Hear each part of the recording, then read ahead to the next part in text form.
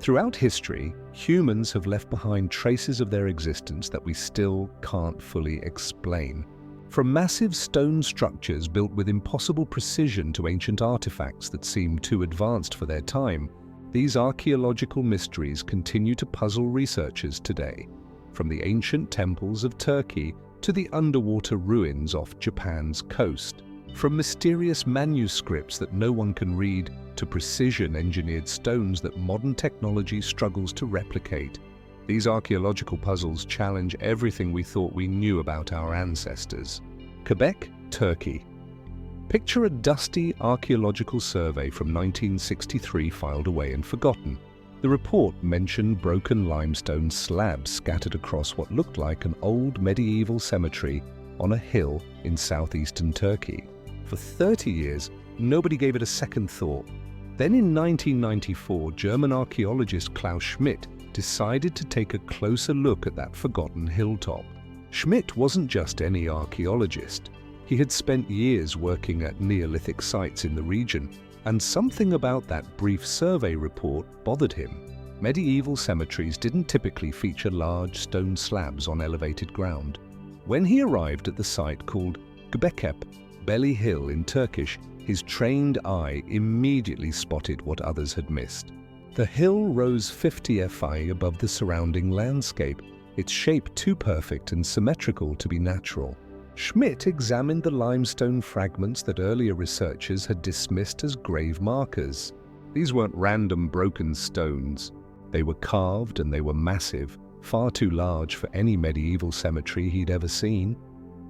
Schmidt returned in 1995 with a small team. Within days of beginning excavation, they uncovered something extraordinary. Those limestone fragments were actually parts of enormous T-shaped pillars, each one 16 ft tall and weighing up to 10 tons. The pillars were arranged in deliberate circles, creating what appeared to be the world's oldest known temple complex. The initial dating sent shockwaves through the archaeological community. Göbekli was approximately 11,000 years old, predating Stonehenge by 6,000 years, and the Egyptian pyramids by 6,500 years. This was a monument from the very dawn of civilization, built by people who weren't supposed to have the social organization or technical skills for such a massive undertaking. As excavations continued, the true scope of the site became clear. Ground-penetrating radar revealed at least 16 stone circles spread across 22 acres. The team had uncovered less than 5% of the total complex. Each circle followed a similar pattern. Two large central pillars surrounded by smaller ones arranged in a ring, all carved from limestone quarried directly from the hillside. The most remarkable discovery was what the site lacked. There were no cooking hearths, no houses, no trash pits, none of the typical signs of permanent settlement. Instead, archaeologists found over 100,000 animal bones, every single one from wild species. Gazelles made up 60% of the remains, along with wild boar, sheep, red deer, and dozens of bird species, including vultures and cranes. This evidence painted a clear picture. Göbekli was built by hunter-gatherers, not farmers. Agriculture didn't exist yet. The very idea that nomadic peoples could organize the hundreds of workers needed to quarry, transport, and erect these massive stones challenged everything archaeologists thought they knew about early human societies. The stone pillars themselves told an even more intriguing story. Many were decorated with intricate carvings of animals, but not the gentle creatures that would later dominate human art. Instead, the pillars showed a menacing world of predators and dangerous animals. Lions prowled across the stone surfaces. Scorpions raised their stingers. Vultures spread their wings. Spiders crept along the edges. These were the creatures that threatened hunter-gatherer communities. The animals that stalked them in the darkness. The prominence of vultures particularly fascinated researchers. These carrion birds appeared repeatedly in the carvings, often in prominent positions. Many cultures throughout history have seen vultures as psychops, creatures that transport souls to the afterlife. The abundance of vulture imagery suggested Göbekli Tepe may have served as a center for death rituals or ancestor worship. Recent discoveries have added new layers to the mystery. In 2020, excavators uncovered a life-sized wild boar sculpture carved from limestone. The detail was extraordinary, showing artistic skill that rivaled much later civilizations. Other finds included fragments of human bone mixed into the filled dirt between circles, supporting theories about the site's connection to burial practices. But perhaps the most puzzling discovery was what the builders did after completing each circle. Rather than maintaining their monuments, they deliberately buried them under tons of dirt and debris.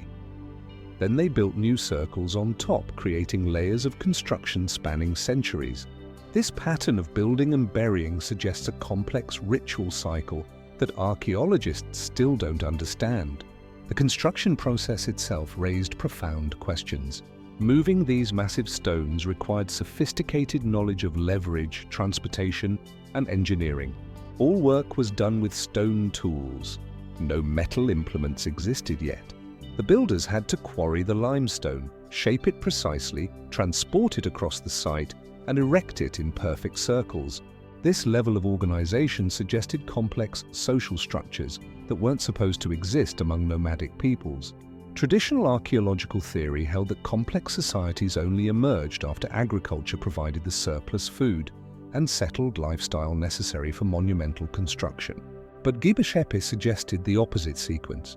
Maybe the need to build something sacred actually drove the development of agriculture and complex societies.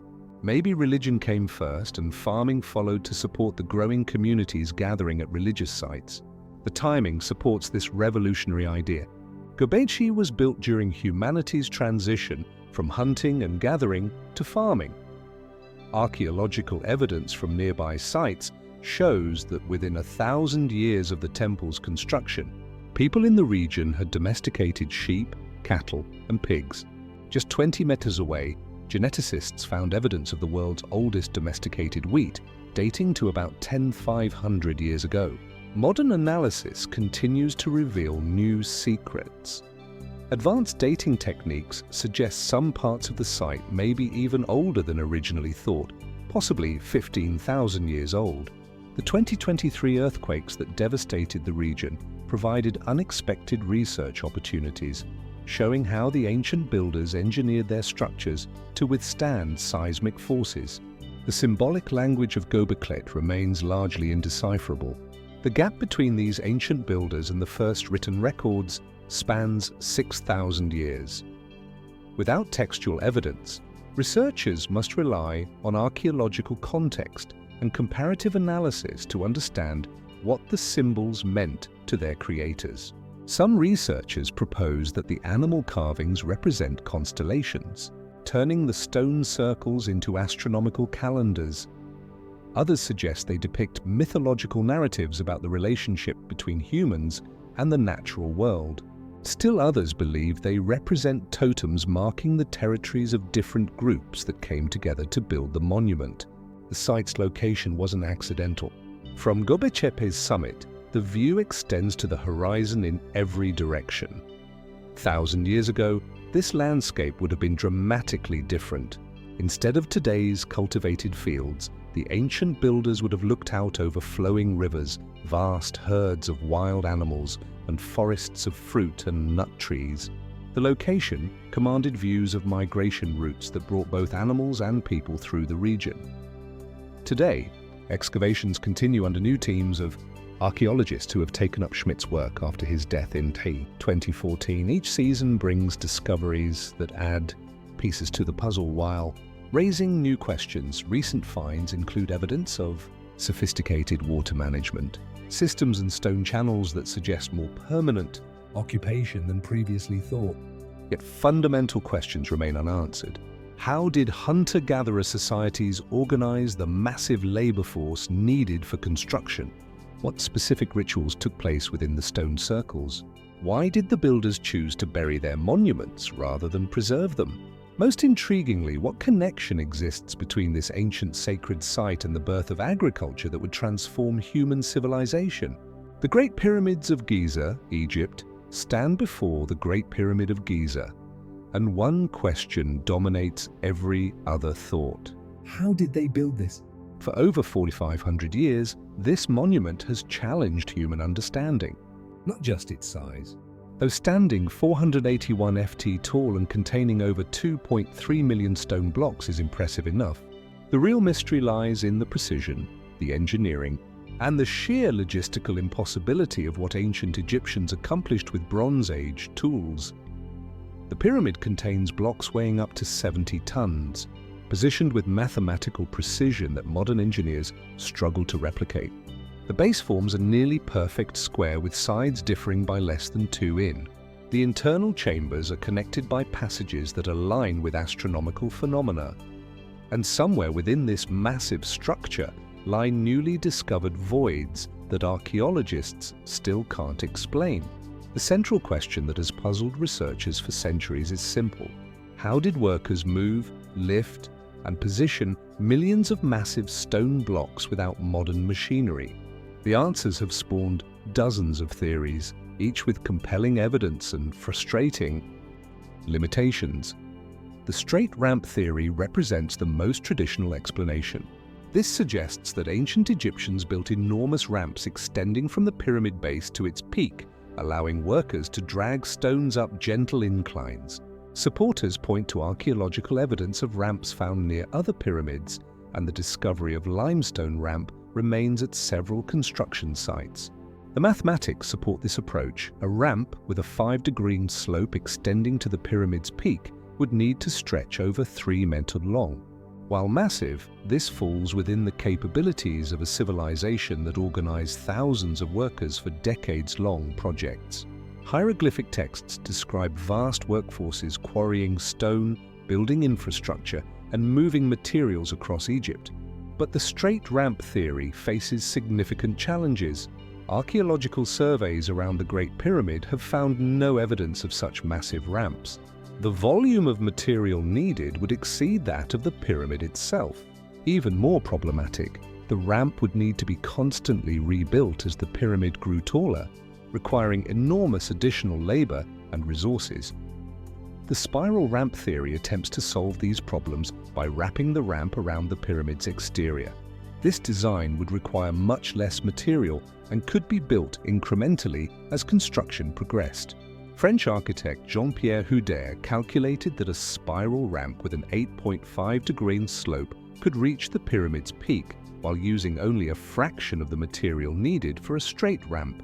Physical evidence supports aspects of this theory. Satellite imagery has revealed what appear to be spiral patterns on the pyramid's faces, possibly remnants of ancient ramps. Additionally, the spiral design would explain how workers could maneuver the massive granite beams used in the king's chamber without requiring impossibly large turning spaces.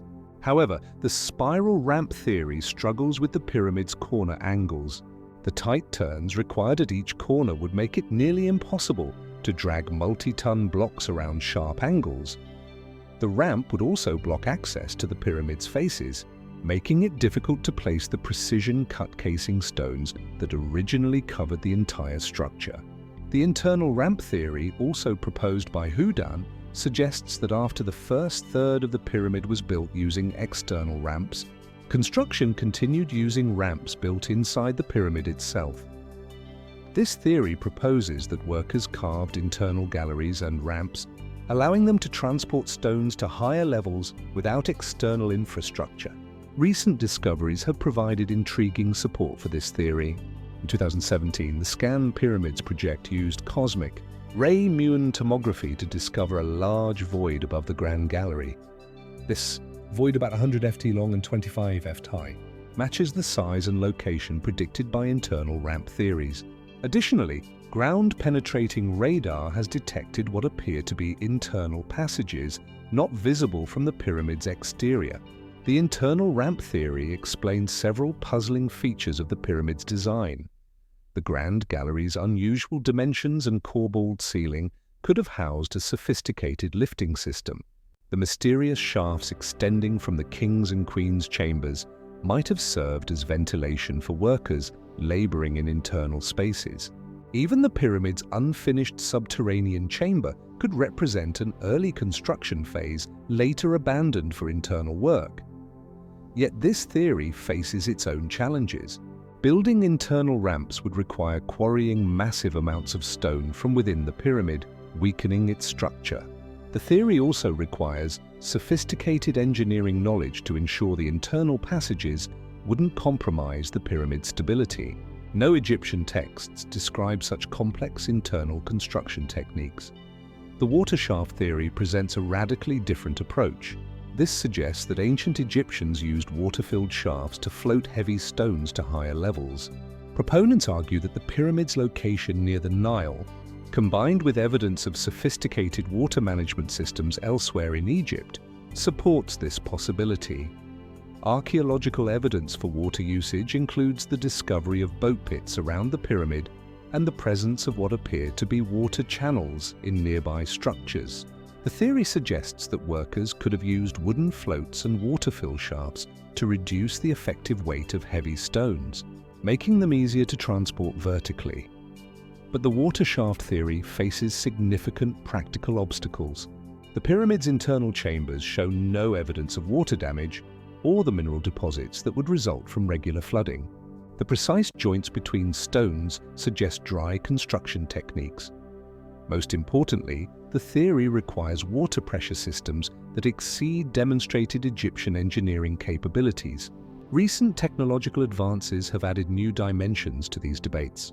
The Scan Pyramids project has identified multiple previously unknown voids within the pyramid using non-invasive scanning techniques. In 2023, researchers confirmed the existence of a 30-foot-long corridor near the pyramid's north face, detected using cosmic ray muon tomography. These discoveries support theories about internal construction methods while raising new questions. The big void above the Grand Gallery appears to be a deliberately created space, not an accident of construction.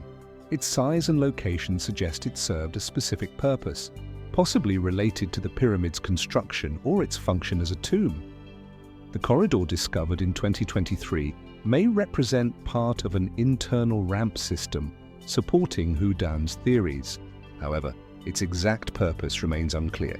The passage doesn't connect to any known chambers, and its orientation doesn't match expected patterns for either construction ramps or burial chambers. Modern engineering analysis has revealed the sophistication of the pyramid's construction.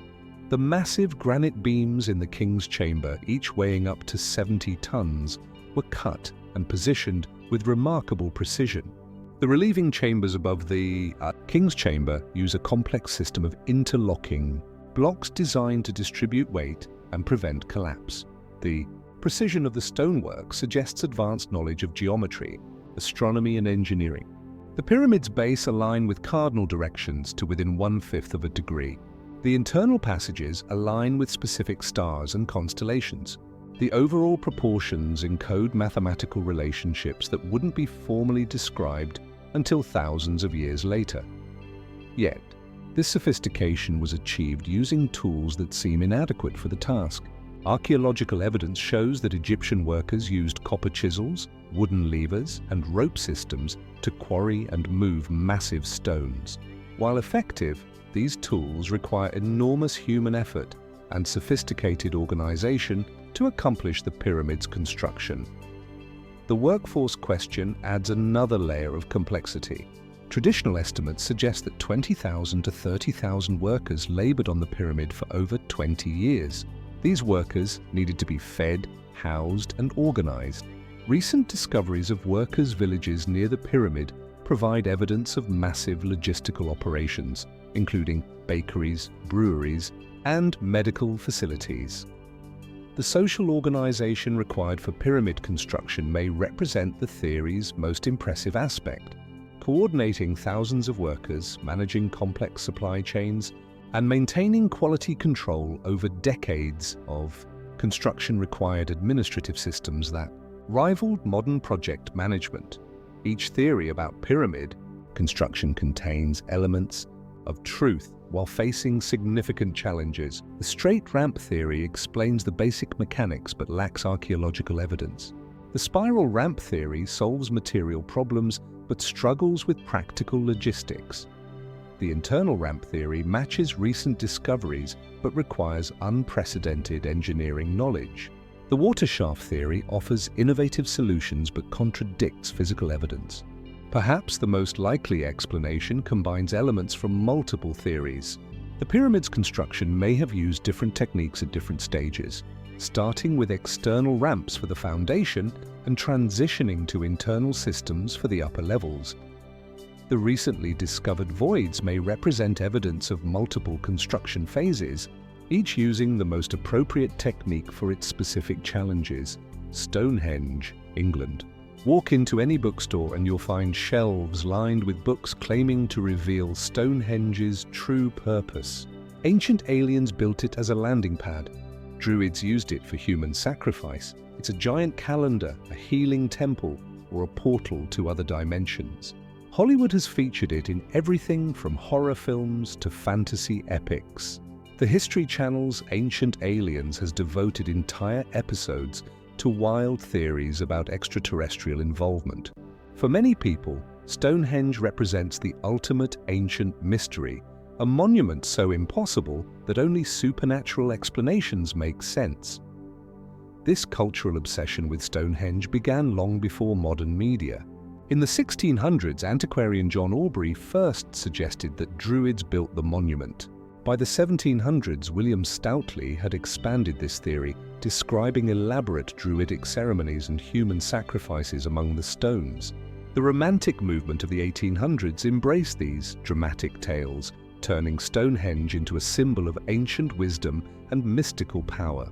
The 20th century brought even wilder theories. In 1965, astronomer Gerald Hawkins published Stonehenge Decoded, claiming the monument was a sophisticated computer for predicting eclipses. Popular culture ran with this idea, spawning countless books, documentaries, and movies about ancient astronomical knowledge. The rise of the New Age movement in the 1960s added beliefs about healing crystals, ley lines, and spiritual energy fields. Today, tens of thousands of people gather at Stonehenge each summer solstice, many believing they're participating in ancient rituals. Neodis performs ceremonies. Crystal healers claim to channel the stone's energy, and conspiracy theorists search for evidence of alien technology. The monument has become a pilgrimage site for those seeking connection to mysterious ancient powers. But what does the archaeological evidence actually tell us about Stonehenge? The reality is both more complex and more fascinating than any fictional account. Modern archaeological techniques have revealed that Stonehenge was built in 5 distinct phases over more than 1,500 years, from about 3100 BCE to 1600 BCE. The monument we see today represents the final phase, but it began as something completely different. A simple circular earthwork with wooden posts. The first phase, around 3100 BCE, consisted of a circular bank and ditch with 56 holes around the perimeter. These Aubrey holes, named after John Aubrey, once held wooden posts. Archaeological evidence shows that cremated human remains were buried in many of these holes, making this early version of Stonehenge a cemetery rather than a temple. Around 2600 BCE, the builders began the second phase, abandoning timber for stone. They arranged approximately 80 blue stones in 2 concentric circles. These stones, each weighing about 4 tons, came from the Preseli Hills in Wales, over 150 meters away. Recent archaeological work has identified the exact quarries where these stones were extracted, revealing the enormous effort required to transport them. The famous Sassen stones that dominate today's Stonehenge were erected around 2500 BCE during the third phase. These massive stones, some weighing up to 50 tons, were dragged from Marlborough Downs about 20 meters north. The builders shaped them using only stone hammers, creating the precise joints that hold the structure together. The Sassen circle originally contained 30 upright stones topped by a continuous ring of horizontal lintels. Inside this circle, they built the trilithons, 5 massive doorways made of 2 uprights topped by a lintel. The largest trilithon stood 24 ft high and weighed over 100 tons. The precision of the stonework rivals anything achieved by later civilizations despite being accomplished with Bronze Age technology radiocarbon. Dating has demolished many popular myths about Stonehenge's builders. The monument was largely complete by 2000 BCE, more than 1,000 years before the Celtic culture that produced the Druids even existed.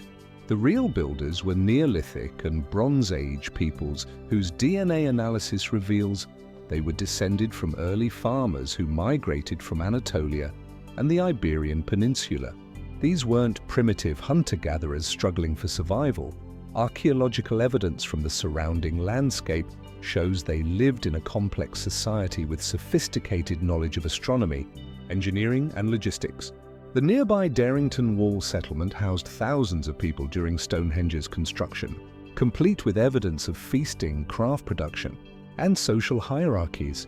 The astronomical alignments at Stonehenge are real, but they're simpler than popular theories suggest. The monument is oriented toward the sunrise on the summer solstice and sunset on the winter solstice. From the center of the stone circle, the sun rises directly above the heel stone on the longest day of the year.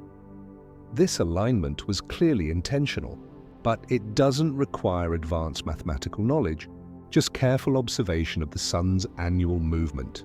Claims about Stonehenge being a complex astronomical computer have been thoroughly debunked. While the monument does align with some lunar and stellar positions, these alignments are either coincidental or result from the basic solar orientation. The idea that it could predict eclipses hundreds of years in advance has no archaeological support. The healing properties attributed to Stonehenge also have archaeological roots, though not in the way New Age believers imagine. Chemical analysis of the blue stones reveals they come from springs in Wales that were considered sacred by prehistoric peoples. Some of the cremated remains found at the site show evidence of illness and injury, suggesting people may have brought their sick to the monument seeking healing. But this healing likely involved ritual and ceremony rather than mystical energy fields. The acoustic properties of the stone circle do create unusual sound effects. Voices and music resonate differently within the monument. These acoustic phenomena may have enhanced the psychological impact of ceremonies, making participants feel they were experiencing something supernatural. The true purpose of Stonehenge emerges from examining it within its broader landscape. The monument sits at the center of a vast prehistoric complex, including burial mounds, ceremonial avenues, and other stone circles. This was clearly a sacred landscape where people gathered for important ceremonies over many centuries. The investment required to build Stonehenge reveals its importance to its builders. Transporting the blue stones from Wales represents one of the greatest logistical achievements of prehistoric Europe. The effort involved thousands of people working for decades, suggesting the monument held significance far beyond any single community. Recent discoveries continue to refine our understanding. In 2020, archaeologists discovered a circle of massive pits surrounding Stonehenge, each one precisely placed to form a perfect circle over a mile in diameter. These pits, crazed around the same time as the monument, suggest the sacred landscape was even more complex than previously thought. The durability of Stonehenge myths reveals something profound about human psychology. We want ancient peoples to have possessed secret knowledge or supernatural powers. The reality that Bronze Age farmers created one of the world's most impressive monuments through careful planning, hard work, and sophisticated understanding of their environment seems almost disappointing compared to stories of alien intervention or mystical powers. Yet the archaeological truth is far more inspiring than any fiction. Stonehenge represents one of humanity's earliest attempts to create something permanent, something that would connect future generations to the cosmos and to their ancestors. The monument's builders succeeded beyond their wildest dreams, creating a structure that still draws people from around the world, seeking connection to something greater than themselves. Pumapunku, Bolivia. When archaeologist Alexei Varanish first aimed his laser scanner at the scattered stone blocks of Pumapunku, he expected to document another ruined temple complex. What his instruments revealed would challenge everything scientists thought they knew about Bronze Age engineering capabilities. The data showed cutting precision that rivaled modern machine tools, joint tolerances measured in fractions of millimeters, and construction techniques that seemed to defy the technological limitations of their time. Since the 1990s, researchers have applied increasingly sophisticated scientific methods to understand how ancient Tiwanaku builders created these remarkable stone monuments.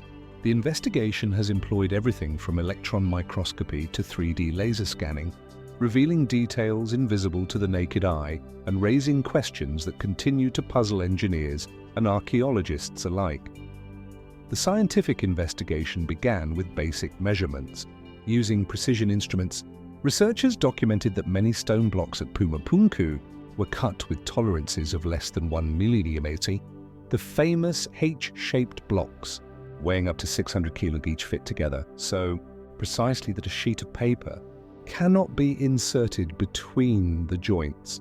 This level of accuracy requires not just skilled craftsmanship, but sophisticated understanding of geometry and measurement techniques. Ground-penetrating radar surveys revealed the full extent of the site beneath centuries of accumulated soil and debris. The technology showed that Pumapunku originally consisted of multiple terrace platforms covering over 20 acres with the famous stone block, representing only a small fraction of the original complex. The surveys also identified numerous buried structures and artifacts that have guided subsequent excavations. Petrographic analysis of stone samples provided crucial insights into the builders' techniques. Under electron microscopy, researchers examined thin sections of the andesite blocks, studying the mineral composition and crystal structure. This analysis revealed tool marks invisible to casual observation, parallel striations and surface textures that indicated specific cutting methods and sequence of operations. The microscopic evidence showed that Pumapunku's builders used a combination of techniques to shape their stones. Initial rough shaping was accomplished through controlled fracturing using the natural grain and weakness planes in the anderite. Final shaping involved grinding and polishing with harder abrasive materials, likely quartz sand and water. The tool marks indicate the use of copper implements, which archaeological evidence confirms were available to the Tiwanaku civilization. Photogrammetry and 3D modeling allowed researchers to create precise digital reconstructions of the scattered blocks. By measuring every surface and angle with millimeter accuracy, scientists could attempt virtual reconstructions of the original structures. This work revealed that many blocks were cut as interlocking pieces of larger architectural elements, similar to a three-dimensional puzzle designed to fit together in only one configuration. The precision of these joints presented a significant puzzle. Modern stonemasons struggled to achieve similar tolerances using power tools and laser measuring devices. Yet the Tiwanaku accomplished this with copper chisels, stone hammers, and measuring devices that left no archaeological trace. The investigation process focused on understanding not just how they cut the stones, but how they maintained such consistent accuracy across hundreds of individual blocks. Experimental archaeology provided some answers. Researchers attempted to replicate Pumapunku's stonework using only tools available to ancient builders. The experiments confirmed that copper implements could indeed cut and sight, but the process required enormous amounts of time and skilled labor. Cutting and shaping a single H block would require several craftsmen working for months. The experiments also revealed the sophistication of the builders' techniques. Achieving the precision found at Pumapunku required not just good tools, but systematic approaches to measurement and quality control. The builders would have needed standardized measuring devices, consistent techniques for marking cutting lines, and methods for checking accuracy during the shaping process. Chemical analysis of the stone surfaces provided additional insights. X-ray fluorescent spectroscopy detected trace elements that revealed the sources of raw materials. The anderite came from quarries across Lake Titicaca, requiring transport of massive blocks over difficult terrain. The red sandstone used for the platforms came from closer sources, but still required careful selection and transport. Recent investigations using advanced imaging techniques have revealed previously unknown details about the construction process. High-resolution photography under controlled lighting conditions revealed subtle tool marks and construction, sequences invisible under normal viewing conditions. These findings showed that the builders worked systematically, completing each block to final specifications before moving to the next piece. The investigation also employed acoustic analysis to understand the site's sonic properties. Researchers discovered that the stone arrangements create unusual acoustic effects, with sounds resonating and focusing in specific patterns. While these effects might have been intentional design features, they also provided clues about the original architectural configuration. Structural analysis using finite element modeling tested various theories about the original building. Design.computer simulations revealed that the scattered blocks could indeed have formed stable architectural structures, but only if assembled in specific configurations. The analysis helped identify which blocks belonged together and how the original buildings might have appeared. The findings consistently pointed to a level of technical sophistication that challenged conventional understanding of Bronze Age capabilities. The precision of the stonework, the complexity of the interlocking joints, and the scale of the construction project all suggested advanced engineering knowledge and sophisticated organizational abilities. Yet, the scientific investigation also revealed the limitations of the builders' technology. Despite their remarkable achievements, the Pumapunku builders worked within clear technological constraints. They use no metal harder than copper, no mechanical devices beyond simple levers and ramps, and no transportation methods beyond human labor and possibly llama assistance. The investigation process also highlighted the challenges of studying damaged archaeological sites. Centuries of looting, weather erosion, and modern disturbance had scattered the original configuration beyond recognition. Even with advanced scientific methods, researchers could only partially reconstruct the builders' original intentions. Ground truth testing of various theories through controlled excavation provided crucial validation for the scientific findings. Small-scale excavations in undisturbed areas confirmed the presence of additional stone blocks and architectural features predicted by the remote sensing surveys. These discoveries validated the scientific methods while revealing new aspects of the site's complexity. The cumulative scientific evidence painted a picture of remarkable ancient engineering achievement, but also highlighted significant gaps in our understanding. While researchers could document what the Tiwanaku builders accomplished, the specific techniques they used to achieve such precision remain partially mysterious. The absence of detailed tool marks, measuring devices or construction drawings left crucial aspects of their methods open to interpretation. Recent developments in non-destructive analysis techniques continue to reveal new details about Pumapunku's construction. Advanced CT scanning of selected blocks has revealed internal structures and potential construction, flaws invisible from external examination. These techniques allow researchers to study the stone's internal composition without damaging these irreplaceable artifacts. Sacsayhuaman, Peru. In the year 1438, a young Inca prince named Kusi Yupanqui faced the greatest crisis of his life.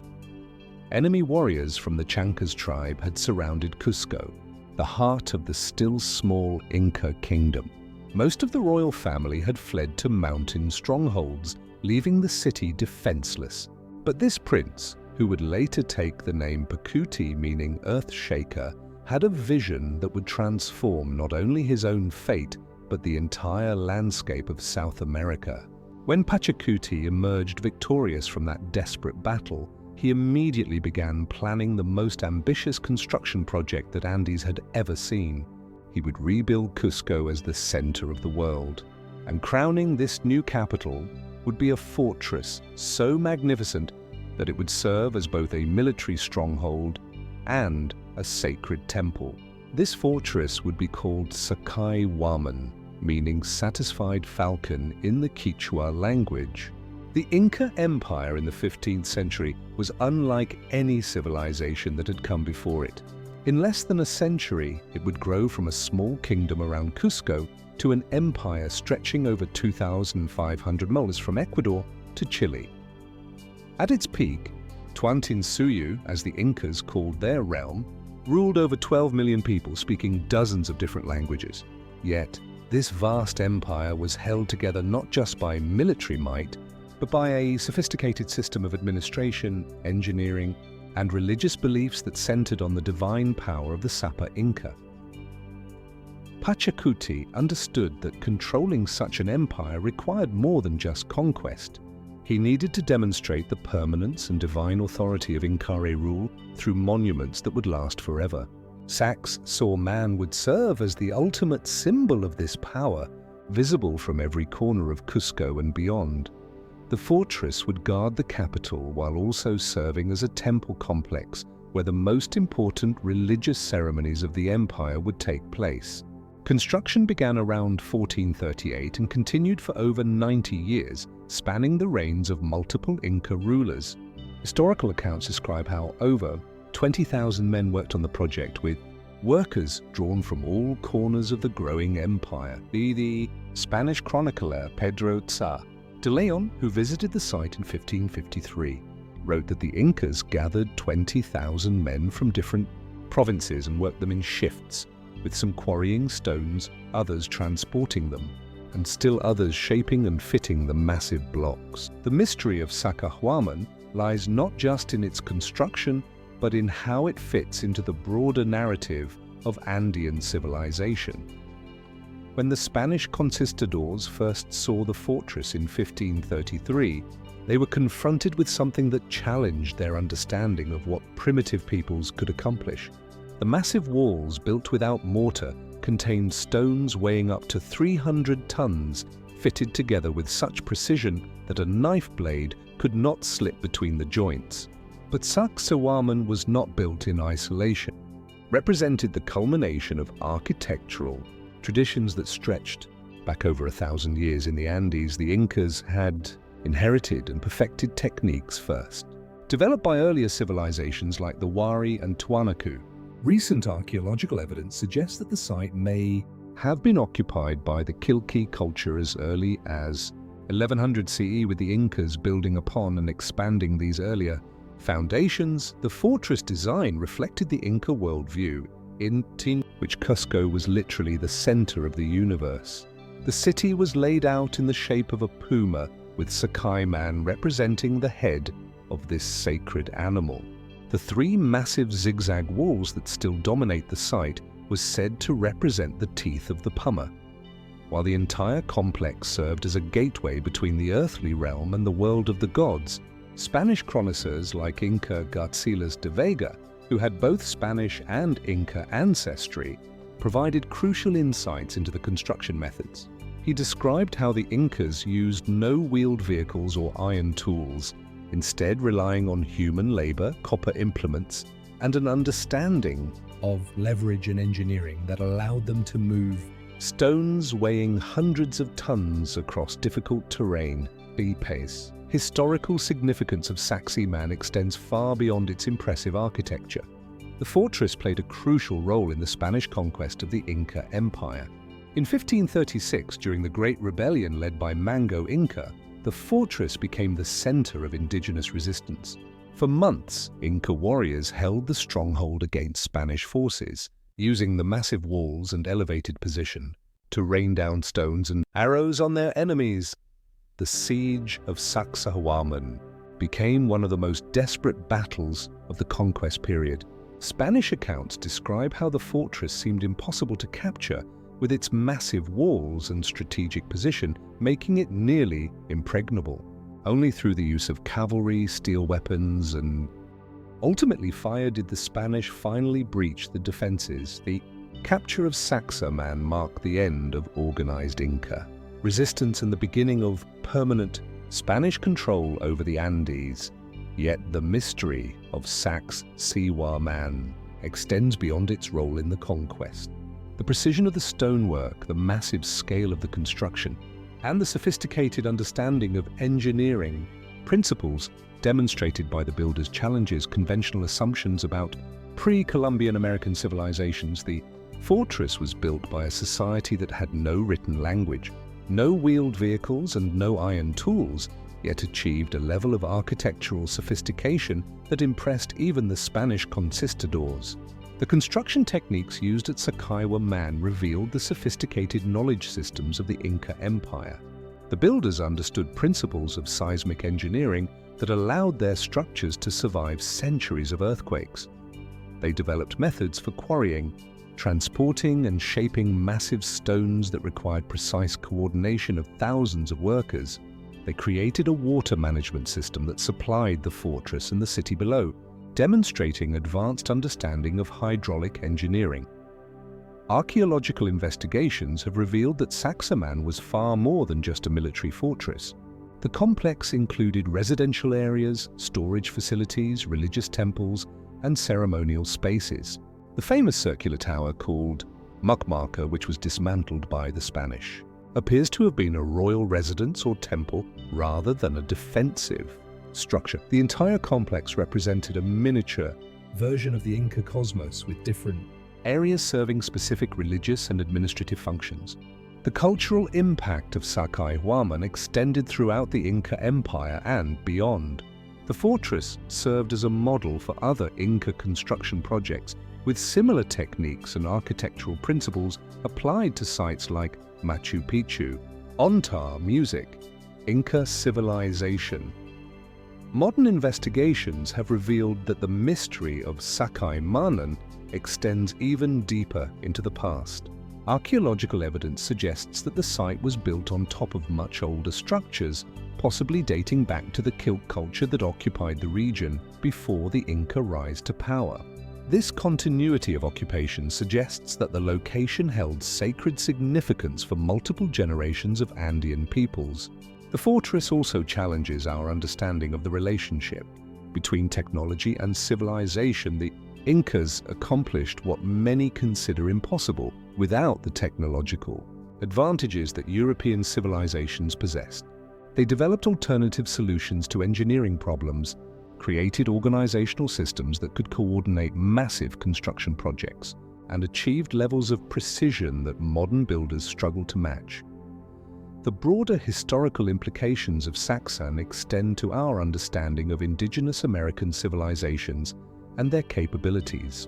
The fortress demonstrates that the technological and organizational achievements of pre-Columbian peoples were far more sophisticated than early European accounts suggested. It represents a different path of human development, one that achieved remarkable results through intensive human labor, sophisticated planning, and deep understanding of natural materials and forces. Baalbek, Lebanon. It was the summer of 1751 when English antiquarian Robert Wood first laid eyes on the ruins of Baalbek. He had traveled for months through the Ottoman Empire, enduring bandits, harsh weather, and political upheaval to reach this remote Lebanese site. What he found there would challenge everything Europeans thought they knew about ancient engineering. Standing before three enormous stone blocks, each weighing over 800 tons and fitted together with impossible precision, Wood wrote in his journal that he was witnessing the most stupendous remains of antiquity.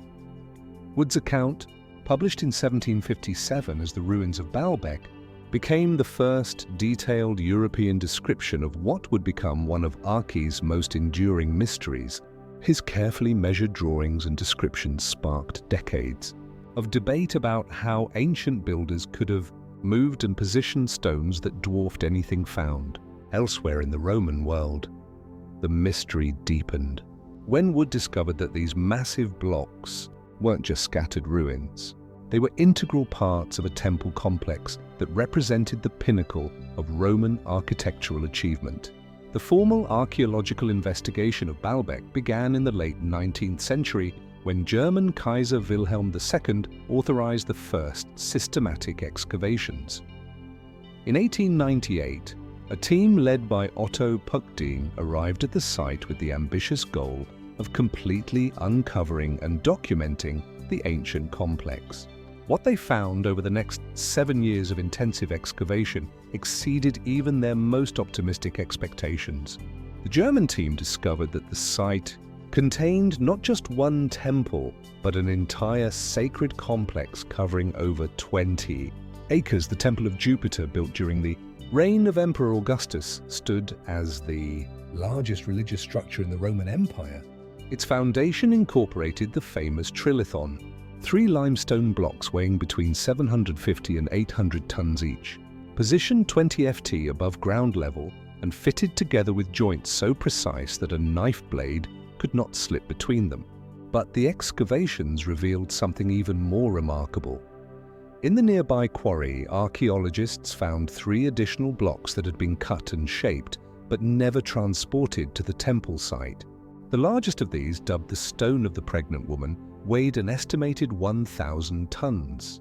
Later discoveries would reveal an even larger block, weighing approximately 1,142 tons, making it the heaviest work stone block in the world. The archaeological work faced numerous challenges. The site had been continuously occupied for over 2,000 years, with Islamic, Byzantine and Crusader structures built on top of the Roman foundations. Carefully removing these later additions while preserving the archaeological record required painstaking work. The team used early techniques to document their findings, creating a visual record that remains valuable to researchers today. Friedrich Reget, who worked at the site in the 1970s, made crucial discoveries about the construction sequence. His analysis revealed that the trilithon blocks were not simply placed on top of smaller stones, but were actually incorporated into the foundation during the initial construction phase. This finding challenged theories that the massive blocks had been added later or represented repairs to earlier structures. The excavations also revealed sophisticated engineering techniques that explained how the Romans accomplished their seemingly impossible feat. The quarry site sits at a slightly higher elevation than the temple complex, meaning the blocks could be moved downhill using ramps and sledges. Deep grooves cut into the stone blocks showed where ropes and lifting devices had been attached. The Romans had developed a systematic approach to megalithic construction that combined careful planning with innovative engineering solutions. Modern archaeological techniques have revealed additional details about the construction process. Ground-penetrating radar has identified the ancient road system used to transport the blocks from quarry to temple site. Microscopic analysis of the stone surfaces has revealed tool marks that indicate the specific cutting techniques used by Roman craftsmen. These findings consistently point to sophisticated but achievable methods using technology available to Roman engineers. The investigation has also uncovered evidence of the massive workforce required for the project. Inscriptions found at the site mention specific work crews and their supervisors. Archaeological evidence suggests that hundreds of skilled stone workers supported by thousands of laborers worked on the project for decades. The scale of organization required rivals modern construction projects, but remains within the capabilities of the Roman Empire at its peak. Recent discoveries have added new dimensions to the mystery. In 2014, archaeologists uncovered a third massive block in the quarry, even larger than the Stone of the Pregnant Woman. This block, measuring 64 ft long and weighing over 1,200 tons, was apparently abandoned after partial completion. The discovery suggests that Roman engineers were pushing the limits of their capabilities, attempting to transport increasingly massive stones. The archaeological evidence has also revealed the religious significance of the massive construction. The Temple of Jupiter at Baalbek served as the center of worship for Jupiter Helipolitanus, a fusion of Roman and local Semitic deities. The enormous scale of the temple complex was intended to demonstrate the power and permanence of Roman rule in the region. The massive stones served both practical and symbolic functions, creating a monument that would inspire awe in visitors for centuries to come. Ongoing research continues to reveal new aspects of the site's history. Excavations have uncovered evidence of pre-Roman construction, suggesting that the site held religious significance. Long before the Roman conquest, the discovery of older foundations beneath the Roman structures indicates that the massive temple complex was built on top of earlier sacred sites, following a pattern common throughout the ancient world. The investigation has also revealed the sophisticated planning required for the project. The entire complex was designed as a unified architectural composition with the massive stones positioned to create specific visual effects. The trilithon blocks were carefully oriented to catch and reflect sunlight, creating dramatic shadows and highlights that enhance the temple's impressive appearance. Every aspect. Ultimately, did the Spanish finally breach the defenses? This capture of Sacsayhuaman marked the end of organized Inca resistance and the beginning of permanent Spanish control over the Andes. Yet the mystery of Sacsayhuaman extends beyond its role in the conquest. The precision of the stonework, the massive scale of the construction, and the sophisticated understanding of engineering principles demonstrated by the builders challenges conventional assumptions about pre-Columbian American civilizations. The fortress was built by a society that had no written language, no wheeled vehicles, and no iron tools, yet achieved a level of architectural sophistication that impressed even the Spanish conquistadors. The construction techniques used at Sacsayhuaman revealed the sophisticated knowledge systems of the Inca Empire. The builders understood principles of seismic engineering that allowed their structures to survive centuries of earthquakes. They developed methods for quarrying, transporting, and shaping massive stones that required precise coordination of thousands of workers. They created a water management system that supplied the fortress and the city below, demonstrating advanced understanding of hydraulic engineering. Archaeological investigations have revealed that Sacsayhuaman was far more than just a military fortress. The complex included residential areas, storage facilities, religious temples, and ceremonial spaces. The famous circular tower called Mucmaca, which was dismantled by the Spanish, appears to have been a royal residence or temple rather than a defensive structure. The entire complex represented a miniature version of the Inca cosmos with different areas serving specific religious and administrative functions. The cultural impact of Sacsayhuaman extended throughout the Inca Empire and beyond. The fortress served as a model for other Inca construction projects with similar techniques and architectural principles applied to sites like Machu Picchu, Ontar, music, Inca civilization. Modern investigations have revealed that the mystery of Sacsayhuaman extends even deeper into the past. Archaeological evidence suggests that the site was built on top of much older structures, possibly dating back to the Kilt culture that occupied the region before the Inca rise to power. This continuity of occupation suggests that the location held sacred significance for multiple generations of Andean peoples. The fortress also challenges our understanding of the relationship between technology and civilization. The Incas accomplished what many consider impossible without the technological advantages that European civilizations possessed. They developed alternative solutions to engineering problems, created organizational systems that could coordinate massive construction projects, and achieved levels of precision that modern builders struggle to match. The broader historical implications of Sacsayhuaman extend to our understanding of indigenous American civilizations and their capabilities.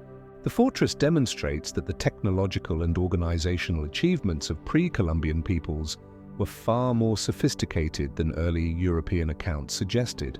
It represents a different path of human development, one that achieved remarkable results through intensive human labor, sophisticated planning, and deep understanding of natural materials and forces. Baalbek, Lebanon. It was the summer of 1751 when English antiquarian Robert Wood first laid eyes on the ruins of Baalbek.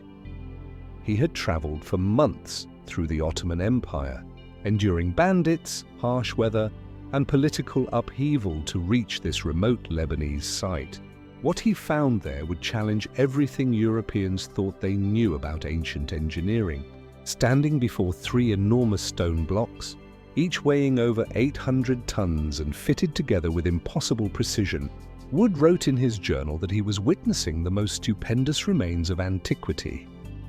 Wood's account, published in 1757 as The Ruins of Baalbek, became the first detailed European description of what would become one of Archae's most enduring mysteries.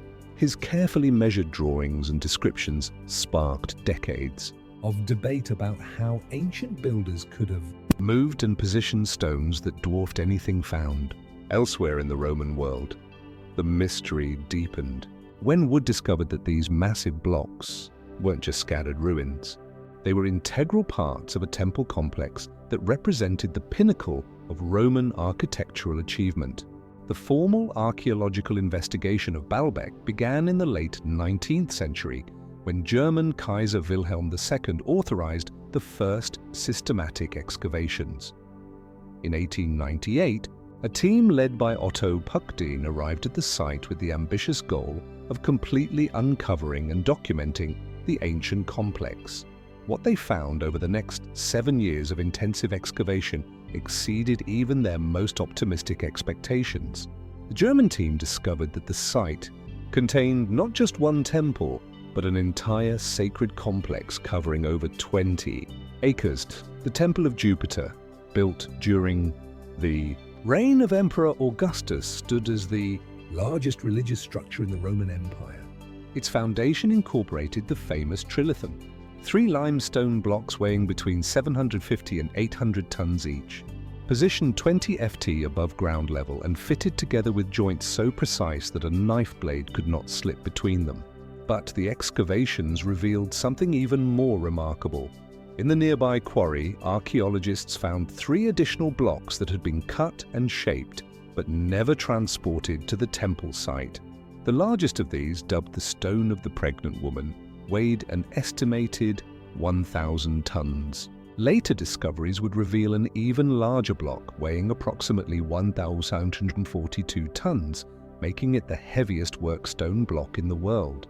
The archaeological work faced numerous challenges. The site had been continuously occupied for over 2,000 years, with Islamic, Byzantine and Crusader structures built on top of the Roman foundations. Carefully removing these later additions while preserving the archaeological record required painstaking work. The team used early techniques to document their findings, creating a visual record that remains valuable to researchers today. Friedrich Reget, who worked at the site in the 1970s, made crucial discoveries about the construction sequence. His analysis revealed that the trilithon blocks were not simply placed on top of smaller stones, but were actually incorporated into the foundation during the initial construction phase. This finding challenged theories that the massive blocks had been added later or represented repairs to earlier structures. The excavations also revealed sophisticated engineering techniques that explained how the Romans accomplished their seemingly impossible feat. The quarry site sits at a slightly higher elevation than the temple complex, meaning the blocks could be moved downhill using ramps and sledges. Deep grooves cut into the stone blocks showed where ropes and lifting devices had been attached. The Romans had developed a systematic approach to megalithic construction that combined careful planning with innovative engineering solutions. Modern archaeological techniques have revealed additional details about the construction process. Ground-penetrating radar has identified the ancient road system used to transport the blocks from quarry to temple site. Microscopic analysis of the stone surfaces has revealed tool marks that indicate the specific cutting techniques used by Roman craftsmen. These findings consistently point to sophisticated but achievable methods using technology available to Roman engineers. The investigation has also uncovered evidence of the massive workforce required for the project. Inscriptions found at the site mention specific work crews and their supervisors. Archaeological evidence suggests that hundreds of skilled stone workers supported by thousands of laborers worked on the project for decades. The scale of organization required rivals modern construction projects, but remains within the capabilities of the Roman Empire at its peak. Recent discoveries have added new dimensions to the mystery. In 2014, archaeologists uncovered a third massive block in the quarry, even larger than the Stone of the Pregnant Woman. This block, measuring 64 ft long and weighing over 1,200 tons, was apparently abandoned after partial completion. The discovery suggests that Roman engineers were pushing the limits of their capabilities, attempting to transport increasingly massive stones.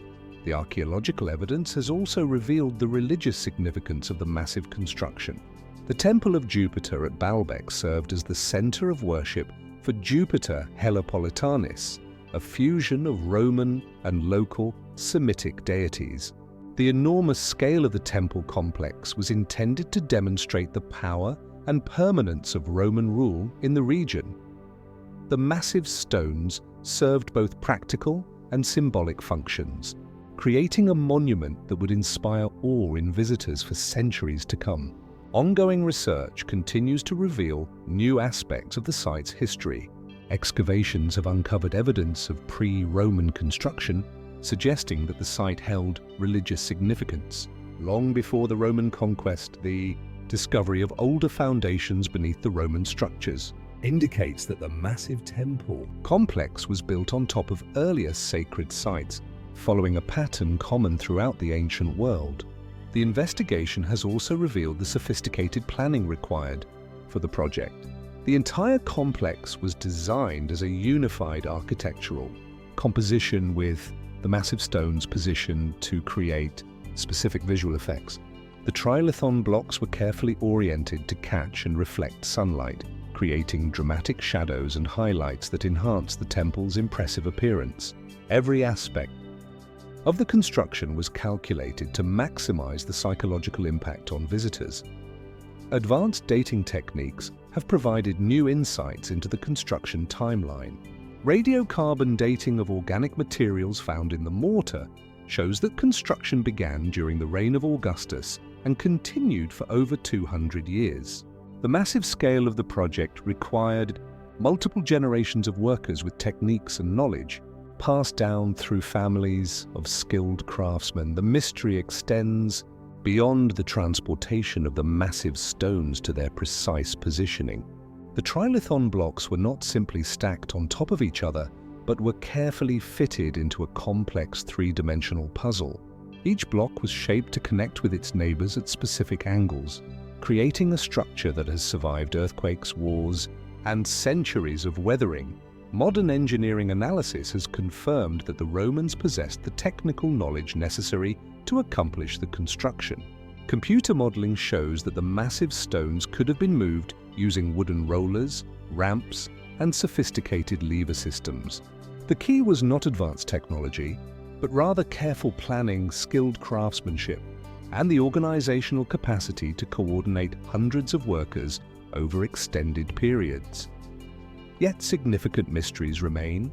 The exact methods used to lift the massive stones to their final positions are still debated. No contemporary Roman sources describe the specific techniques used at Baalbek, leaving archaeologists to reconstruct the process from physical evidence and comparisons with other Roman construction projects. The absence of detailed construction records adds to the site's enigmatic character. The ongoing archaeological investigation continues to reveal new details about this remarkable achievement.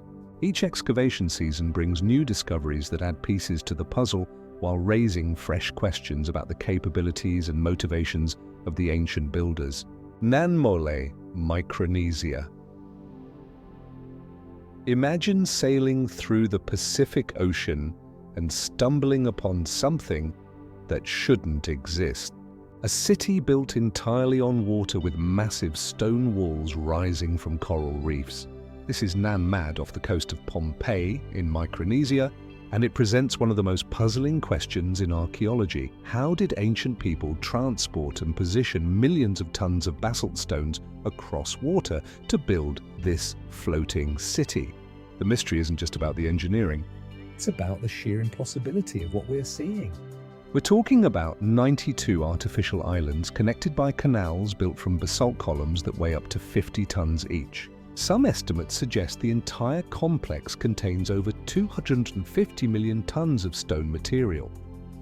The question that has baffled researchers for decades is simple. How did they do it? The first theory comes from the local people themselves. According to Pompeian oral tradition, twin sorcerers named Olopa and Olipa built Nanmadol using magic. The stories tell of massive basalt stones flying through the air, guided by supernatural forces. While this might sound like folklore, these oral histories have been passed down for over 1,000 years, and they consistently describe the same impossible feat, stones moving without human effort. Modern science, however, demands more practical explanations. The most widely accepted theory among archaeologists is the raft transport method. Researchers propose that the ancient builders quarried the basalt columns from Sakhe's rock, a volcanic plug on the opposite side of the island, then floated them on large rafts across the lagoon. The basalt's natural columnar structure would have made it easier to handle, and the buoyancy of the rafts could have supported the massive weight. But here's where this theory hits problems. The distance from the quarry to Nanol is approximately 10 miles across open ocean and coral reefs. Building rafts capable of carrying 50-ton stones would require massive logs, but Pompeii's tropical environment doesn't produce trees large enough for such construction. Even if they somehow managed to build adequate rafts, navigating through coral reefs with such heavy loads would be nearly impossible without damaging both the rafts and the precious stone cargo. A second theory suggests overland transport. Proponents argue that the stones were moved using a combination of log rollers, ropes, and massive human labor.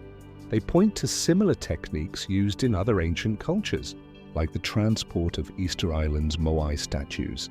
The basalt columns could have been rolled along predetermined paths, then loaded onto smaller boats for the final water crossing. Yet this theory faces its own challenges.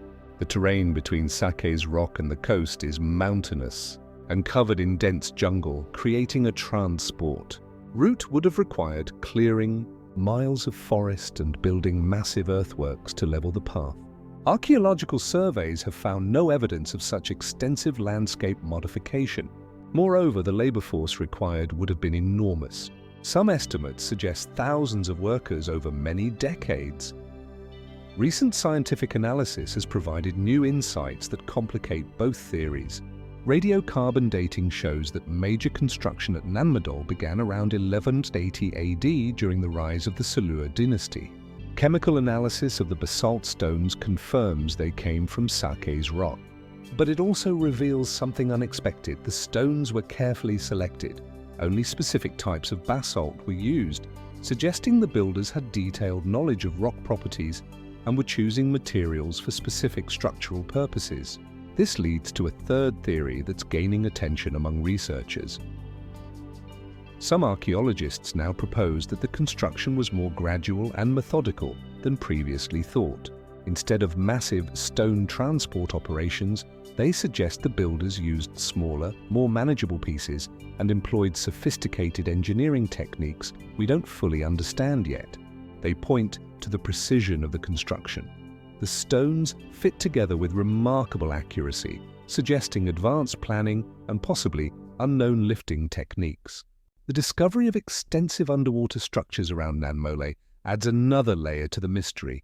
Archaeologists have found basalt columns on the seafloor, leading some to speculate that parts of the complex were built during periods of lower sea level, or that there were construction accidents that left stones scattered across the ocean floor. This evidence suggests the building process was more complex and possibly more dangerous than any current theory adequately explains. What makes Nanmole truly unique is not just the mystery of construction, but the precision of the final result. The artificial islands are perfectly positioned to create a complex system of tidal channels that would have provided both defense and practical benefits for daily life. The arrangement suggests not just engineering skill, but sophisticated understanding of ocean dynamics and long-term planning. The debate continues to evolve as new archaeological techniques provide fresh evidence. Ground-penetrating radar has revealed hidden structures beneath the visible ruins, while underwater archaeology is mapping the full extent of the complex. Each new discovery adds pieces to the puzzle, but also raises new questions about the capabilities of ancient Pacific Islanders, the Sangsing Dui civilization China, Some of the world's greatest archaeological discoveries happen by accident. A farmer looking for water strikes gold instead of finding a well. A construction worker's shovel hits something that shouldn't be there. But few accidental discoveries have been as shocking as what happened in rural China in 1929 when a simple drainage ditch led to the unearthing of one of the most mysterious civilizations in human history. It was early spring when farmer Yando Changeng and his son were digging an irrigation channel in their field near Guanghan City in Sichuan province. Their tools hit something hard, buried in the mud. Not rocks, but smooth carved objects that gleamed despite centuries underground. What they pulled from that ditch were jade artifacts unlike anything seen before in China. The farmer had no idea he'd just discovered the first traces of the Sanging Duai civilization, a Bronze Age culture that would challenge everything archaeologists thought they knew about ancient China. The jade pieces sat in the farmer's home for years, occasionally shown to visitors, but largely forgotten. It wasn't until the 1980s that archaeologists realized the significance of that first discovery. When formal excavations began in 1986, what they found defied all expectations. Two massive sacrificial pits emerged from the earth, filled with thousands of bronze artifacts that looked like nothing else in Chinese archaeology. The 1986 excavation revealed treasures that seemed to come from another world. Bronze masks with bulging eyes and enormous ears, some measuring over 4 ft wide. Standing bronze figures with elongated faces and mysterious expressions. Most stunning of all was a bronze sacred tree nearly 13 ft tall, with birds perched on its branches and strange symbols decorating its trunk. The craftsmanship was extraordinary. These weren't primitive artifacts, but sophisticated works of art created by master metal workers. What made these discoveries so revolutionary wasn't just their beauty, but their complete uniqueness. The bronze masks bore no resemblance to any known Chinese artistic tradition. The faces were otherworldly, some with protruding eyes that seemed to stare into another dimension, others with elaborate decorations that suggested religious or ceremonial significance. The style was so different from contemporaneous Chinese Bronze Age artifacts that some archaeologists initially questioned whether they were even Chinese at all. The excavation work revealed that these weren't random burials but carefully arranged sacrificial deposits. The artifacts had been deliberately broken and burned before being placed in the pits, suggesting complex ritual practices. Elephant tusks, cowrie shells, and jade objects were layered among the bronze pieces, indicating trade connections that stretched across vast distances. The presence of elephant ivory was particularly puzzling. Elephants hadn't lived in this region for thousands of years, suggesting the Sanging Duai people had extensive trade networks reaching into Southeast Asia.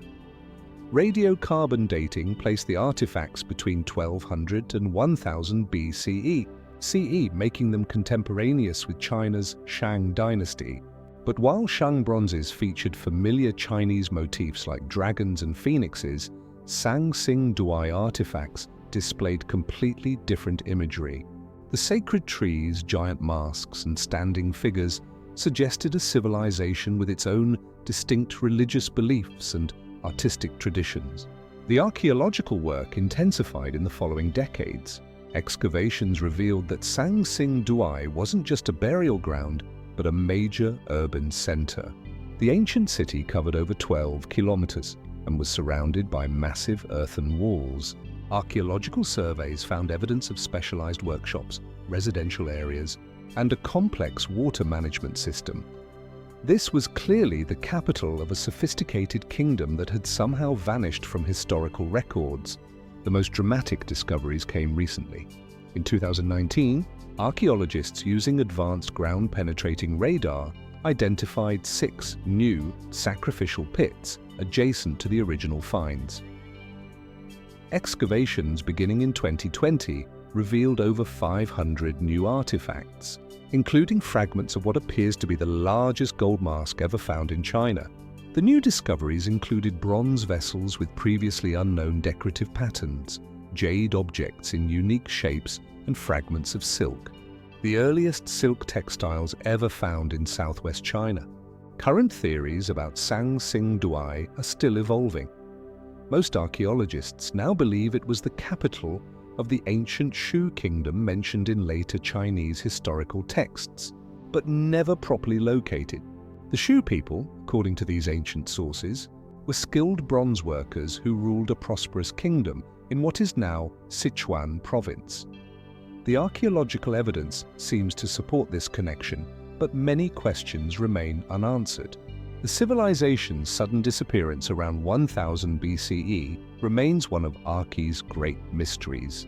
The sacrificial pits appear to have been the site of massive ritual destructions where valuable artifacts were deliberately broken and buried.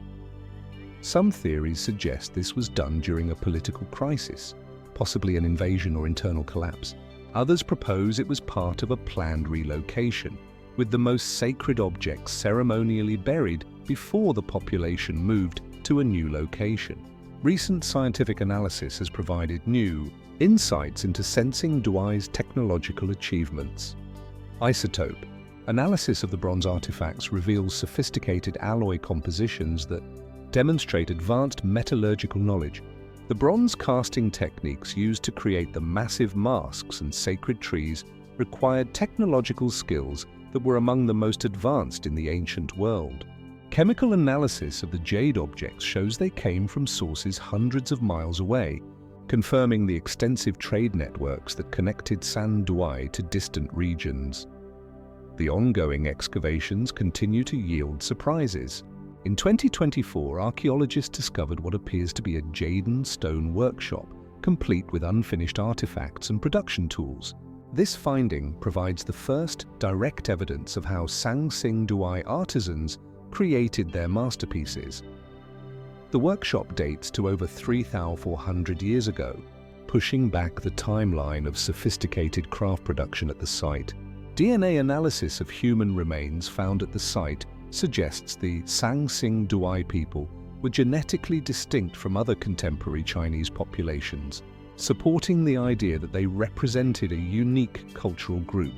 Their distinctive artistic style, advanced technology, and sudden disappearance continue to puzzle researchers who are working to understand how such a sophisticated civilization could have developed in apparent isolation and then vanish so completely. The Maya collapse. Imagine a civilization at its absolute peak. Cities stretching as far as the eye can see, filled with towering pyramids that pierced the jungle canopy. Markets bustling with traders carrying goods from across Mesoamerica. Skilled astronomers tracking celestial movements with precision that rivals modern calculations. This was the Maya world during the Classic period from 250 to 900 AD, a time when Maya civilization reached heights that wouldn't be matched in the Americas for centuries. The Maya weren't just another ancient society. They were mathematical geniuses who invented the concept of zero independently from the old world. They developed the most accurate calendar system in human history, predicting eclipses thousands of years into the future. Their cities, Tikal, Palenque, Caracol, Calakmul, were engineering marvels that supported populations larger than many European cities of the time. Recent studies suggest the Mayans may have supported between 7 to 11 million people at their peak, making it one of the most densely populated regions in the ancient world. But then something unprecedented happened. Around 900 AD, this magnificent civilization began to collapse, not gradually, not through conquest by foreign armies, but through a mysterious abandonment that left archaeologists puzzled for over a century. Within the span of just a few generations, the great Mer cities were empty. The bull courts fell silent. The elaborate royal ceremonies ended. Jungle vines began to reclaim the stone temples that had dominated the landscape for over 6 centuries. To understand how shocking this collapse was, we need to grasp what the Mir had achieved. The agricultural system was a masterpiece of environmental engineering. They had transformed vast areas of jungle into productive farmland using techniques that modern science is only beginning to appreciate. raised fields in wetlands. Terrace hillsides and sophisticated irrigation systems supported millions of people in an environment that many had considered unsuitable for dense populations. The Maya political system was equally complex.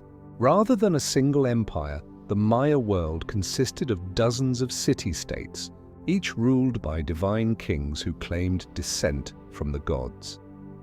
These rulers waged elaborate wars, formed shifting alliances, and competed for prestige through massive building projects.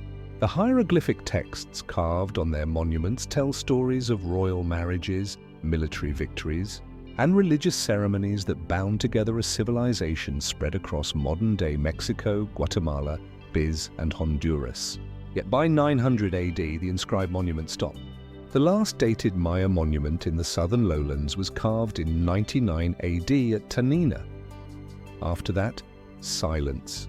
The great cities that had thrived for centuries were abandoned one by one. Archaeological evidence shows that this wasn't a gradual decline, but a relatively rapid collapse that happened within a period of about 150 years. The mystery deepens when we consider that the Maya collapse wasn't universal. While the cities of the southern lowlands were abandoned, Maya civilization continued to flourish in the northern Yucatan for several more centuries. Cities like Chichen Itza and Mayapan rose to prominence just as Tekal and Palenque were being swallowed by the jungle. This suggests that whatever caused the collapse was specific to the southern region, not a civilization-wide catastrophe. Modern research has revealed multiple factors that likely contributed to the collapse. Climate studies show that the Maya heartland experienced a series of severe droughts between 800 and 1000 AD. These weren't ordinary dry seasons, but prolonged periods of reduced rainfall that would have devastated the agricultural systems that supported the dense urban populations. Lake sediment cores from across the region show evidence of dramatic decreases in water levels during this period. Environmental degradation played a crucial role. The Maya had transformed their landscape so thoroughly that they had created an ecological house of cards. Deforestation for building materials and agricultural land had eliminated much of the natural forest cover. Without trees to retain moisture and prevent erosion, the landscape became increasingly vulnerable to drought.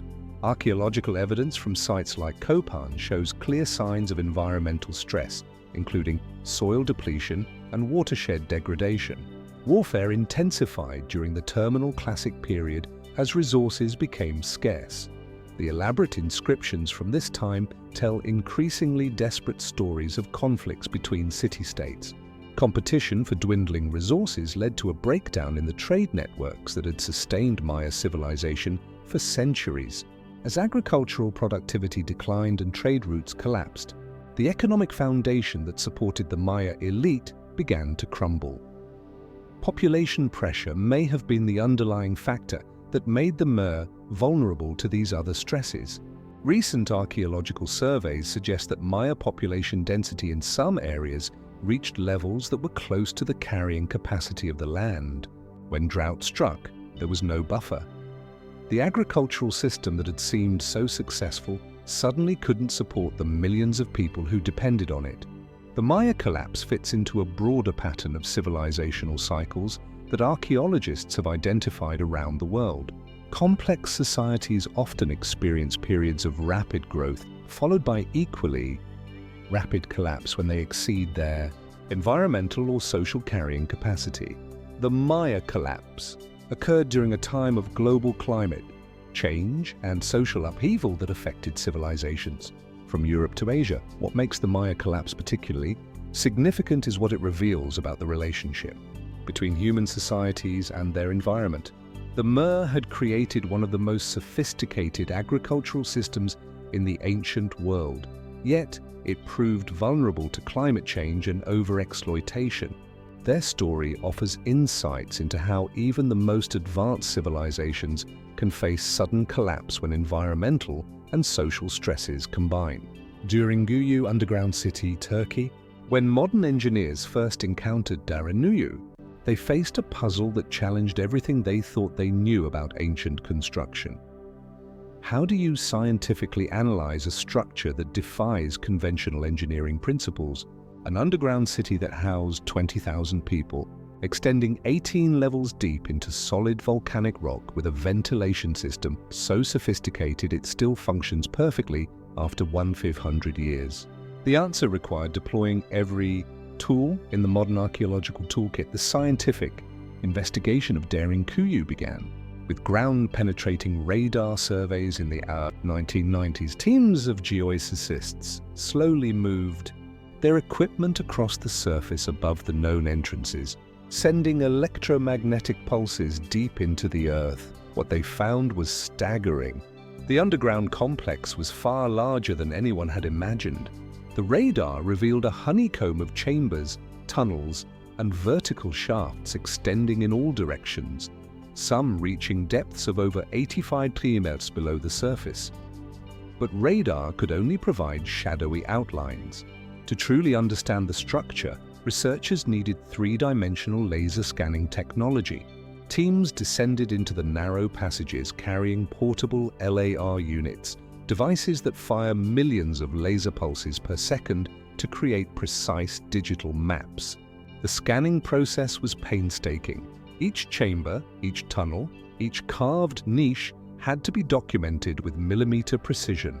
The resulting 3D models revealed architectural details that had been invisible to previous generations of archaeologists. The structural analysis that followed challenged fundamental assumptions about ancient engineering capabilities.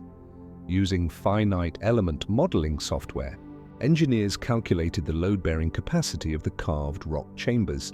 They discovered that the ancient builders had instinctively understood principles of structural mechanics that weren't formally described until the 19th century. The placement of load-bearing pillars, the arch shapes of doorways, the distribution of weight, everything followed optimal engineering principles. Geotechnical investigations revealed the genius of the location choice.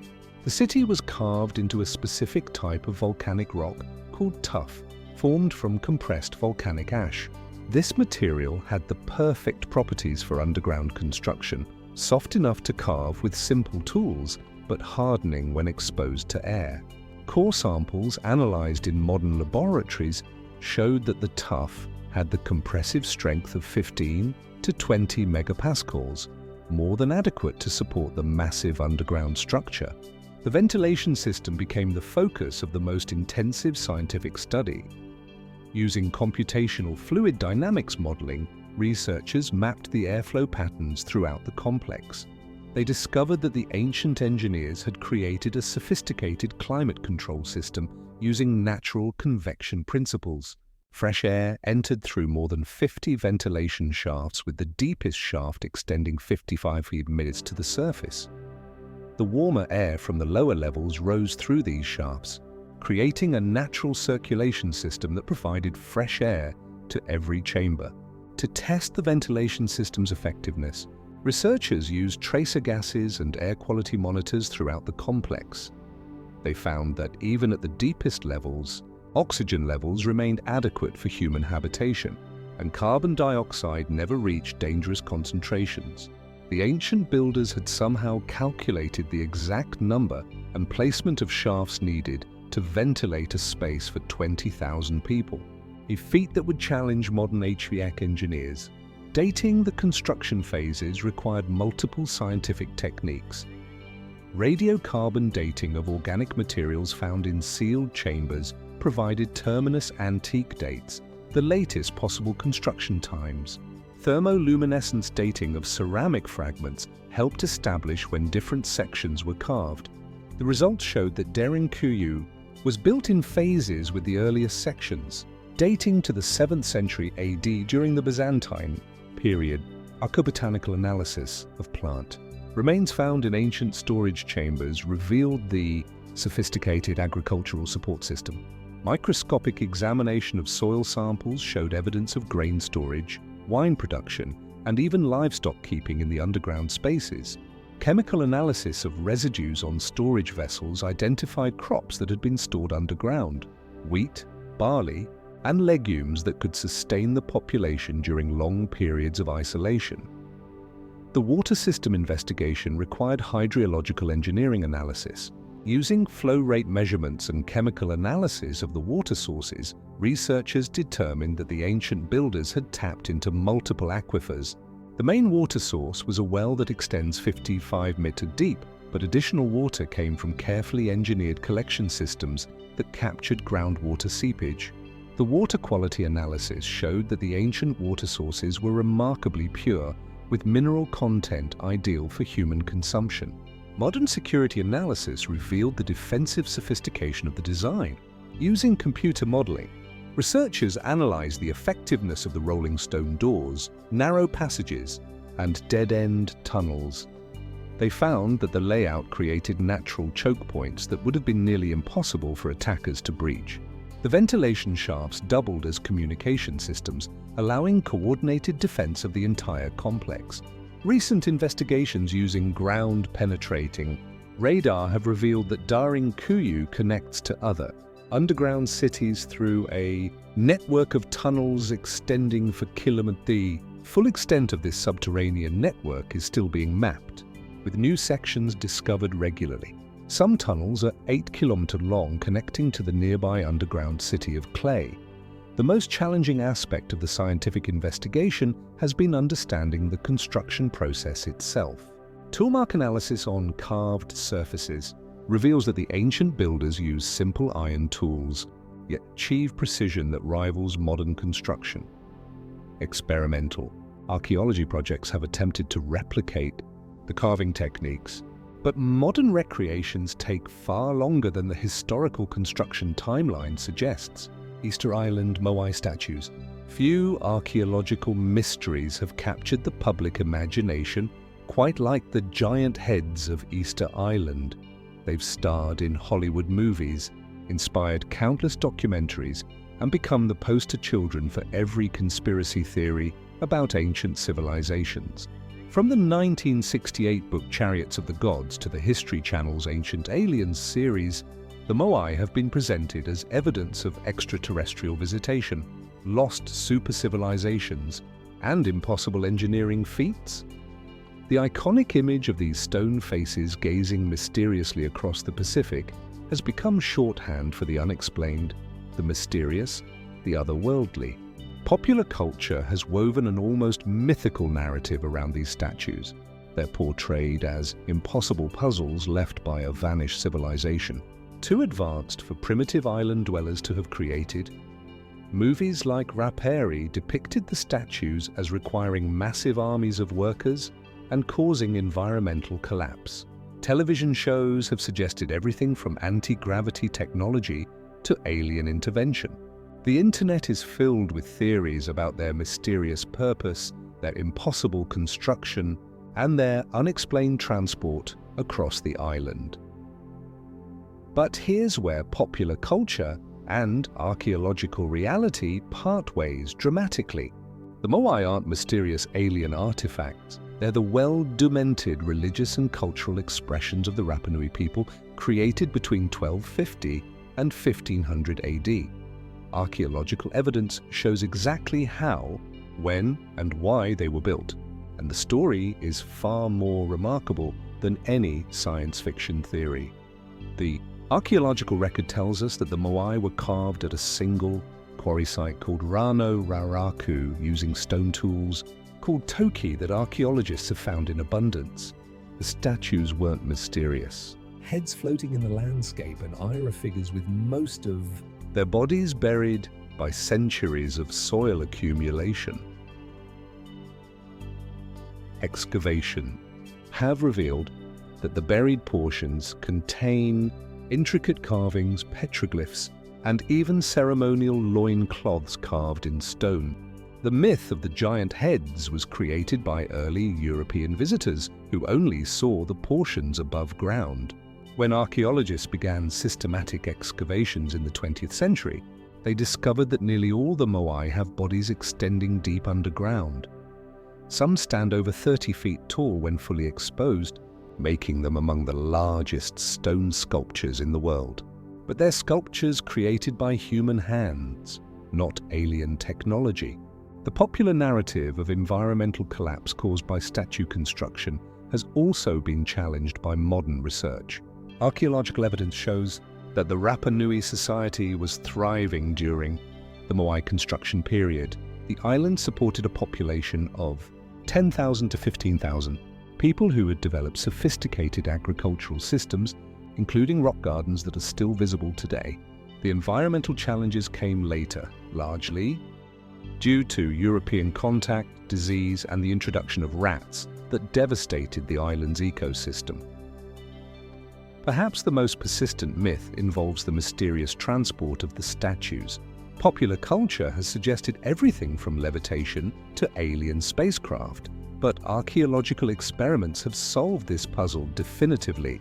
Researchers Carl Lippo and Terry Hunt demonstrated that the moai could be walked upright using a rocking motion controlled by ropes. Their experiments with concrete replicas showed that a small team could move a 10-tonnen statue across the island using only ropes and human coordination. This walking theory explains numerous archaeological puzzles. The statues found along the ancient roads are predominantly the tall, narrow ones best suited for this transport method. Many of these road statues were found fallen forward exactly as they would land if they toppled during transport. The oral traditions of the Rapa Nui people even describe the statues as having walked to their positions, a detail that archaeologists initially dismissed as mythology, but now recognize as historical memory. The contrast between myth and reality extends to the statue's purpose. Rather than being mysterious alien markers or ancient astronomical computers, the moai served as ancestral figures watching over the island's communities. Each statue was individually carved to represent specific ancestors, which explains why they each have unique facial features despite their stylistic similarities. They were placed on ceremonial platforms called AU, which served as focal points for religious ceremonies and community gatherings. Archaeological analysis has revealed the sophisticated social organization required for moai construction. The project required specialists, master carvers, transport teams, and skilled platform builders. The different statue styles correspond to different time periods and likely different family groups or clans.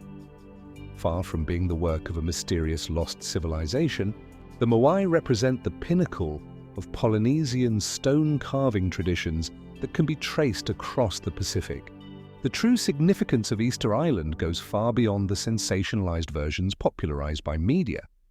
The moai represent one of humanity's most remarkable achievements in isolation. A small population on the world's most remote inhabited island, creating monumental art that rivals anything produced by continental civilizations. The engineering knowledge required to quarry, carve, transport, and erect these massive statues demonstrates the sophisticated technical abilities of Polynesian seafarers. Recent archaeological discoveries continue to enhance our understanding of this remarkable achievement. Ground-penetrating radar has revealed hundreds of additional statues still buried around the island. Chemical analysis of stone tools has mapped the complex trade networks that supplied resources for statue construction. Dating techniques have provided a detailed timeline of when different statues were carved and erected. Cahokia, North America. Long before European explorers claimed to have discovered the New World, North America was home to sophisticated civilizations that built cities, developed complex trade networks, and created monumental architecture. Between 1 and 400 AD, during Europe's medieval period, the heart of North American civilization beat strongest in what is now Illinois. This was the era of the Mississippian culture. And at its center stood Cahokia, a sprawling metropolis that was larger than medieval London and wouldn't be surpassed in size by any North American city until Philadelphia in the 1780s. The Mississippian period, spanning roughly 100 to 500 AD, represented the pinnacle of pre-Columbian civilization in North America. It was an era of agricultural intensification, when Native American societies across the eastern United States developed sophisticated farming techniques that could support dense populations. maize agriculture, combined with beans and squash, create the foundation for urban centers that rivaled anything in the contemporary world. The Mississippian peoples built their societies around powerful chiefdoms, complex religious systems, and extensive trade networks that connected communities from the Great Lakes to the Gulf of Mexico. Within this flourishing world, Cahokia emerged as something unprecedented, North America's first true city. By 1100 AD at its peak, Cahokia housed between 15,000 to 20,000 people within its urban core, with perhaps 50,000 more living in the surrounding metropolitan area. The city sprawled across 6 square miles and featured over 120 urn mounds, including Monk's Mound, the largest prehistoric earthen construction in the Americas. Standing 100 feet tall and covering 14 acres at its base, Monk's Mound was larger than the Great Pyramid of Giza and served as the ceremonial and political center of a complex society. Yet, by 1400 AD, this magnificent city was abandoned. The mystery of Cahokia's disappearance becomes even more puzzling when we consider the broader context of medieval North America. While European cities were struggling with plague, warfare, and social upheaval, Cahokia had achieved a level of urban sophistication that wouldn't be seen again in North America for centuries. The city featured planned neighborhoods, sophisticated water management systems, and a central plaza that could accommodate thousands of people for religious and political gatherings. The abandonment of Cahokia fits into a broader pattern of Mississippian decline that began in the 13th century. Archaeological evidence shows that many Mississippian centers across the eastern United States began to contract around this time, with populations dispersing from large urban centers into smaller, more scattered settlements. This wasn't a unique collapse, but part of a continent-wide transformation that affected Native American societies from the Great Plains to the Atlantic coast. Climate change appears to have played a crucial role in this transformation. The medieval warm period, which had facilitated the agricultural expansion that supported Mississippian civilization, began to give way to the Little Ice Age around 1300 AD. Paleoclimate data shows that the Midwest experienced increasingly severe droughts and floods during this period, making the intensive agriculture that supported dense populations increasingly difficult to maintain. Recent scientific studies have provided new insights into Cahokia's environmental challenges. Analysis of sediment cores from nearby lakes reveals that the city's inhabitants had cleared vast areas of surrounding forest for agriculture and construction, leading to increased erosion and flooding. The archaeological record shows evidence of periodic flooding events that would have devastated crops and made parts of the city uninhabitable. The social and political structure of Mississippian chiefdoms may have made them particularly vulnerable to environmental stress. These societies were built around powerful chiefs who controlled surplus agricultural production and managed elaborate redistribution systems. When environmental challenges reduced agricultural yields, the entire social system could collapse rapidly. Archaeological evidence from Cahokia's later periods shows increasing signs of social stress, fortifications around the city center, evidence of violence, and a breakdown in the craft. Specialization that had characterized the city's golden age. The abandonment of Cahokia also reflects broader changes in Native American society that were occurring across the continent. The period between 1300 and 400 AD saw significant population movements, the development of new political systems, and changes in trade networks that would shape the indigenous societies that Europeans encountered after 1500. The descendants of Cahokia's inhabitants didn't disappear, but dispersed across the Midwest, carrying their cultural traditions and knowledge to new communities. The broader implications of Cahokia's story extend beyond North American history. The city's abandonment occurred during a period of global climate change that affected civilizations worldwide. From the collapse of the Anastasia in the southwest to the end of the medieval warm period in Europe, the 13th and 14th centuries saw widespread social and environmental upheaval Kokia's fate illustrates how even the most sophisticated pre-industrial societies remained vulnerable to environmental change and social stress. The Sea Peoples. The mystery began with a war. In 1859, French archaeologist Auguste Marot stood before the massive stone walls of Medina Habu, the mortuary temple of Pharaoh Ramesses III near Luxor, Egypt. Carved into the stone were hieroglyphs that told an extraordinary story, a tale of mysterious invaders from across the sea who had brought chaos to the ancient world. But these weren't ordinary hieroglyphs. They described foreign warriors with feathered headdresses, horned helmets, and strange round shields, people unlike any the Egyptians had encountered before. Marriott was looking at the first clear evidence of what scholars would later call the Sea Peoples, a confederation of maritime raiders who appeared in the eastern Mediterranean around 1200 BCE, and then vanished from history almost as mysteriously as they had appeared. The hieroglyphic inscriptions at Medinet Habu provided names for these enigmatic groups: the Peliset, Dai, Shilesh, Danuna, and Wesh. But the inscriptions raised more questions than they answered. Who were these people?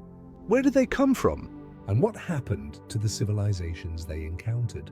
Early archaeological work in the late 19th and early 20th centuries began to piece together a broader picture of destruction across the eastern Mediterranean around 1200. BCE excavations at sites like Troy, Messini, and later Ugarit revealed thick destruction layers dating to this period. Ancient cities that had thrived for centuries showed evidence of violent destruction, collapsed walls, burned buildings, and hastily buried treasures.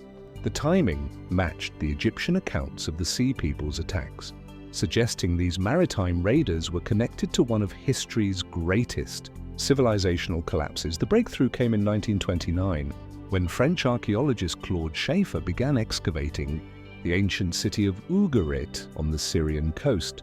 What his team found was a Bronze Age city frozen in its final moments. Cuneo-formed tablets scattered on palace floors told of desperate letters sent to allies begging for help against seaborne attackers. One tablet addressed to the King of Cyprus read, "My father, now the ships of the enemy have come. They have been setting fire to my cities and have done harm to the land." The city had been destroyed so suddenly that residents fled without their most precious possessions. Archaeological evidence from across the Mediterranean began to reveal the scale of this Bronze Age collapse. At Pylos in Greece, Linear B tablets described coastal watchtowers being established to watch for seaborne raiders. At Enkomi in Cyprus, excavators found evidence of two destruction phases in the 12th century BCE. Even distant sites like Hattusa, the Hittite capital in modern Turkey, showed signs of abandonment around the same period. The Sea Peoples weren't just raiding Egypt. They were part of a Mediterranean-wide crisis. But identifying the Sea Peoples archaeologically proved challenging.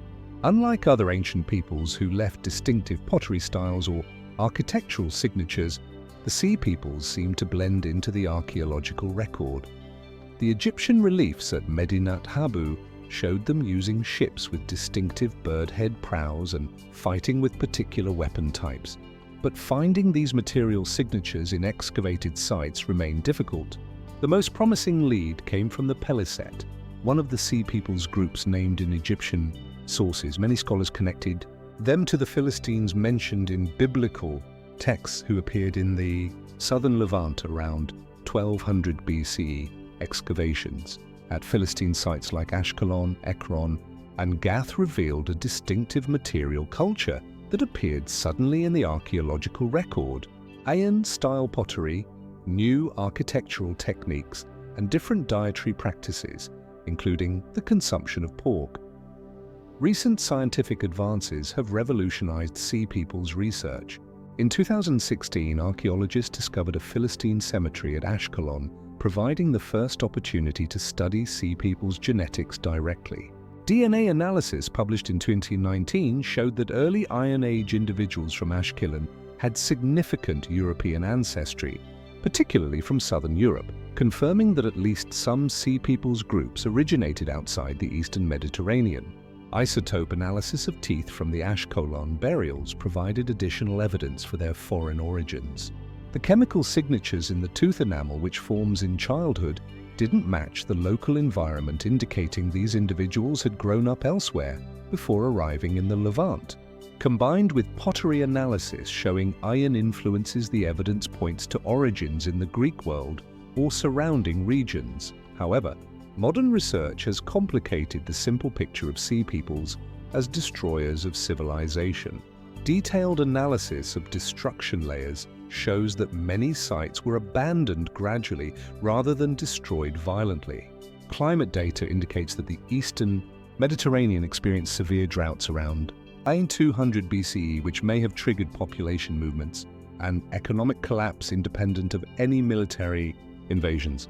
Current research focuses on understanding the Sea Peoples as part of broader systems collapse rather than its primary cause. New excavations at sites like Telmna Ekron are revealing how Sea Peoples groups established new societies in the aftermath of Bronze Age collapse, bringing technological innovations like ironworking and new agricultural techniques. The anti-ether mechanism. When scientists first encountered the corroded bronze fragments pulled from a Mediterranean shipwreck in 1901, they faced an unprecedented challenge. How do you investigate a 2,000-year-old machine that's more complex than anything that should have existed in the ancient world?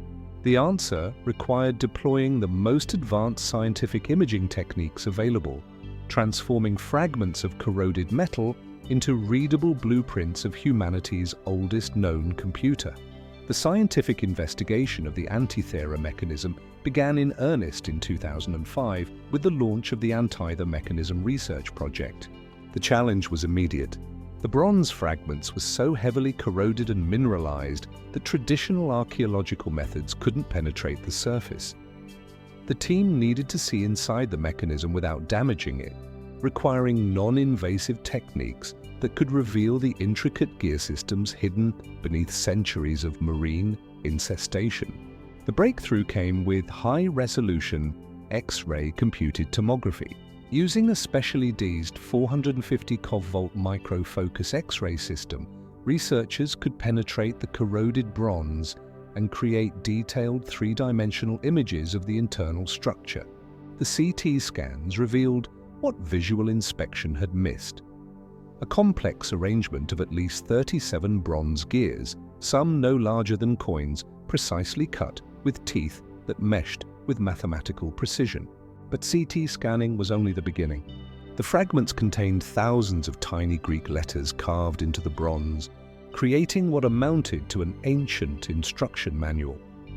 These inscriptions were invisible to the naked eye, buried under corrosion and mineral deposits. To read them, researchers employed reflectance transformation imaging, a technique that captures how light interacts with surfaces from multiple angles. By combining dozens of photographs taken under different lighting conditions, RTI revealed text that had been unreadable for over a century. The investigation process required painstaking analysis of each gear fragment. Researchers used digital calipers to measure gear tooth spacing with micrometer precision, then used polynomial curve fitting to determine the original number of teeth on damaged gears. The gear ratios that emerged from this analysis matched known ancient Greek astronomical periods with stunning accuracy. Ratios that encoded the 19-year Metonic cycle, the 76-year Callipic cycle, and the complex motions of the known planets. Advanced imaging revealed that the mechanism was far more sophisticated than initially thought. The CT scan showed evidence of differential gearing, a technique not seen again until medieval Islamic mechanical devices 1,000 years later.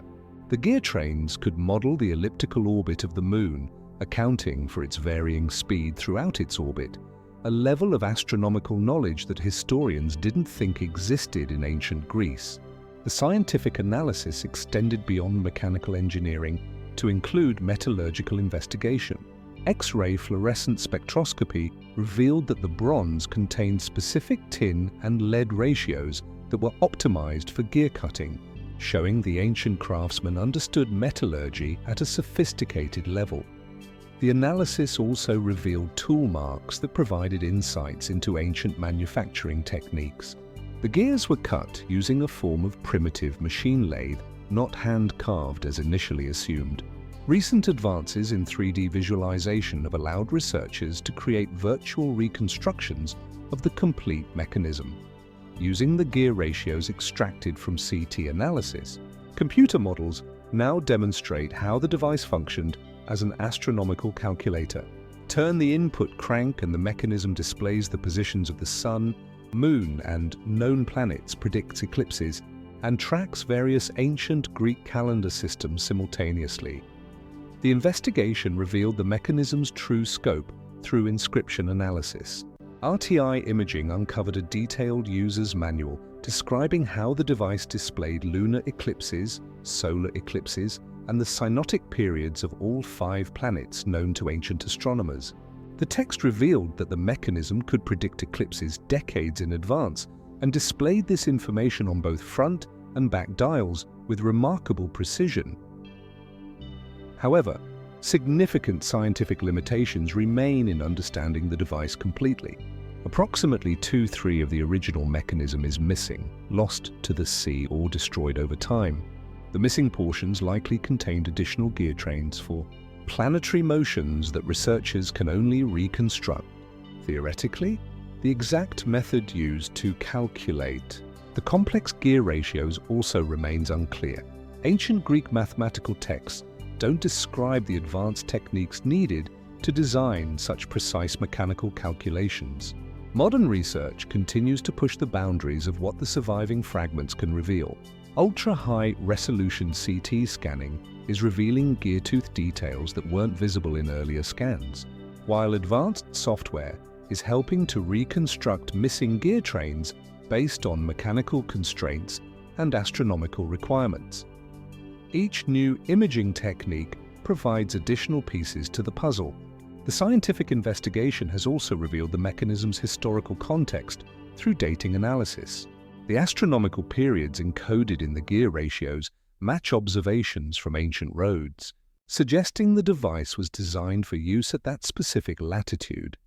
The eclipse predictions begin in 205 BCE, providing a probable construction date that aligns with the Hellenistic period's peak of mechanical and astronomical innovation.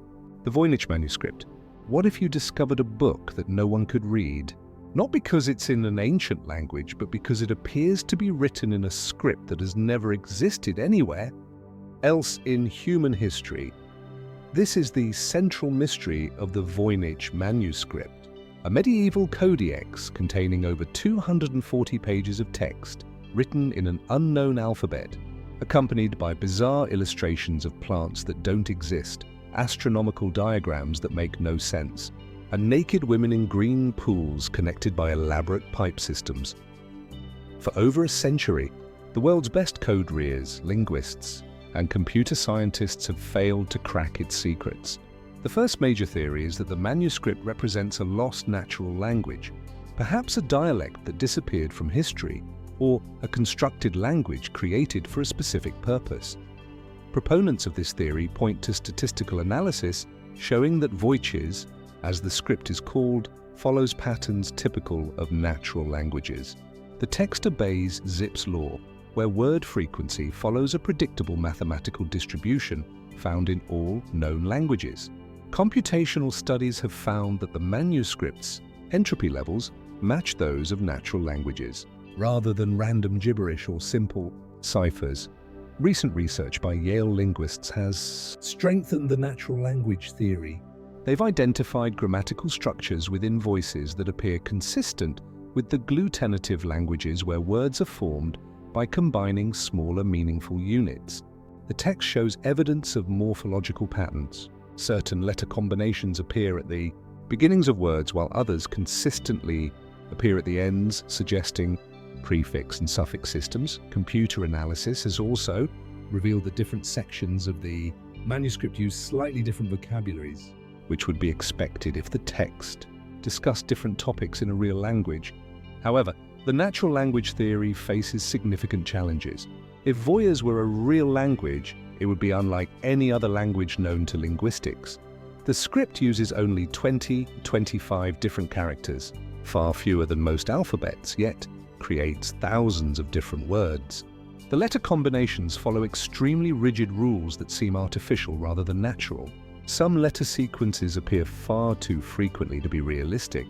Imagine if every third word in English ended with the same 4 letters. The second major theory proposes that the manuscript is an elaborate hoax, possibly created to deceive potential buyers who collected rare books.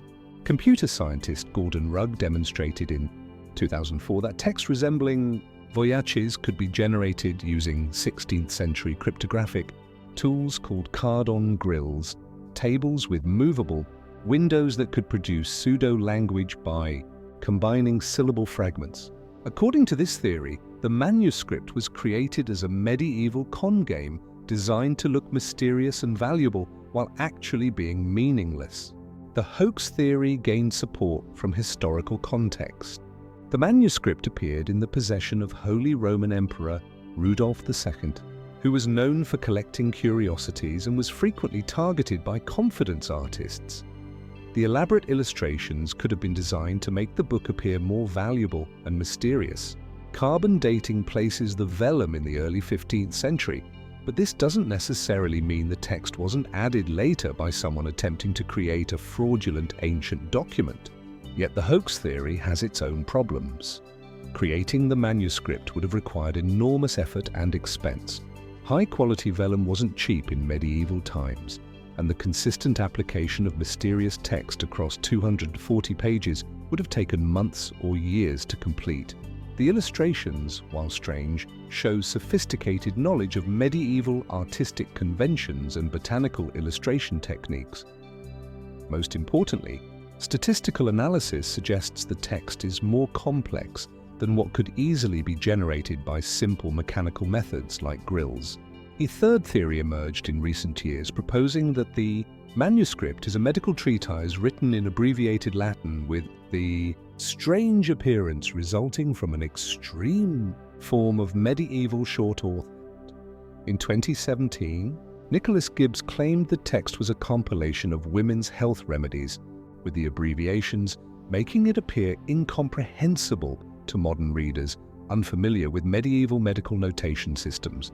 The abbreviation theory attempts to explain both the manuscript's medical-looking illustrations and its apparent linguistic properties. Medieval medical texts often used complex abbreviation systems to save precious writing space and women's health. Remedies were sometimes written in coded language to protect trade secrets. The theory suggests that what appears to be an unknown language is actually heavily abbreviated Latin that follows forgotten medieval conventions. However, linguistic experts have found little evidence supporting the abbreviation theory. Attempts to decode specific passages using medieval Latin abbreviations have failed to produce coherent text. The letter patterns in voyages don't match known abbreviation systems, and the statistical properties of the text are inconsistent with abbreviated Latin. Modern computational approaches continue to generate new theories. Machine learning algorithms trained on the manuscript have suggested it might represent a constructed language with artificial grammar rules, or possibly an early form of encryption that combines multiple ciphering techniques. Some researchers propose it could be a proto-language that influenced later linguistic developments, while others suggest it represents a form of glossalia, religious speaking in tongues, that was systematically recorded, the Copper Scroll. Sometimes the most extraordinary discoveries happen in the most ordinary moments. On March 14, 1952, French archaeologist Henri Cons was conducting a systematic survey of Cave 3 at Cuman, part of the ongoing search for more Dead Sea Scrolls following the sensational discoveries of the late 1940s. Working in the dim light at the back of the cave, his team spotted something unusual tucked into a niche in the rock wall. 2 rolls of heavily corroded metal, green with age, sitting one on top of the other. At first glance, these copper rolls didn't seem particularly significant. Unlike the leather and papyrus scrolls that had made headlines around the world, These metal objects were too corroded to read and too fragile to unroll. The team carefully extracted them and transported them to the Palestine Archaeological Museum in Jerusalem, where they joined a growing collection of scroll fragments awaiting analysis. But what lay hidden beneath the corrosion would prove to be unlike anything else in the Dead Sea Scrolls collection. The real discovery began 4 years later when the decision was made to open the copper rolls. The metal was so brittle that conventional unrolling was impossible. Any attempt would have shattered the ancient copper into fragments. In 1956, the scrolls were transported to Manchester University, where mechanical engineer H. Wright Baker had developed a specialized machine for cutting the rolls into strips using a precision saw with a cutting wheel just 3 mm thick. Baker carefully sliced through the copper, revealing the Hebrew text that had been hidden for nearly 2,000 years. What John Algrow and his team found when they read the freshly cut strips was extraordinary. Instead of religious texts, biblical commentaries, or community rules like the other Dead Sea Scrolls, the copper scroll contained a detailed inventory of hidden treasure. Locations were listed, describing caches of gold, silver, and precious artifacts hidden throughout the Judean wilderness. The quantities were staggering. The scroll mentioned over 200 tons of gold and silver, making it the largest treasure hoard described in ancient literature. Archaeological analysis revealed that the copper scroll was unique among the Dead Sea Scrolls in multiple ways. Carbon dating and paleographic analysis placed its creation between 25 and 100 CE, making it contemporaneous with the other scrolls. But unlike the carefully prepared leather and papyrus of religious texts, this document was hammered from sheets of copper with a high tin content, making it more like bronze.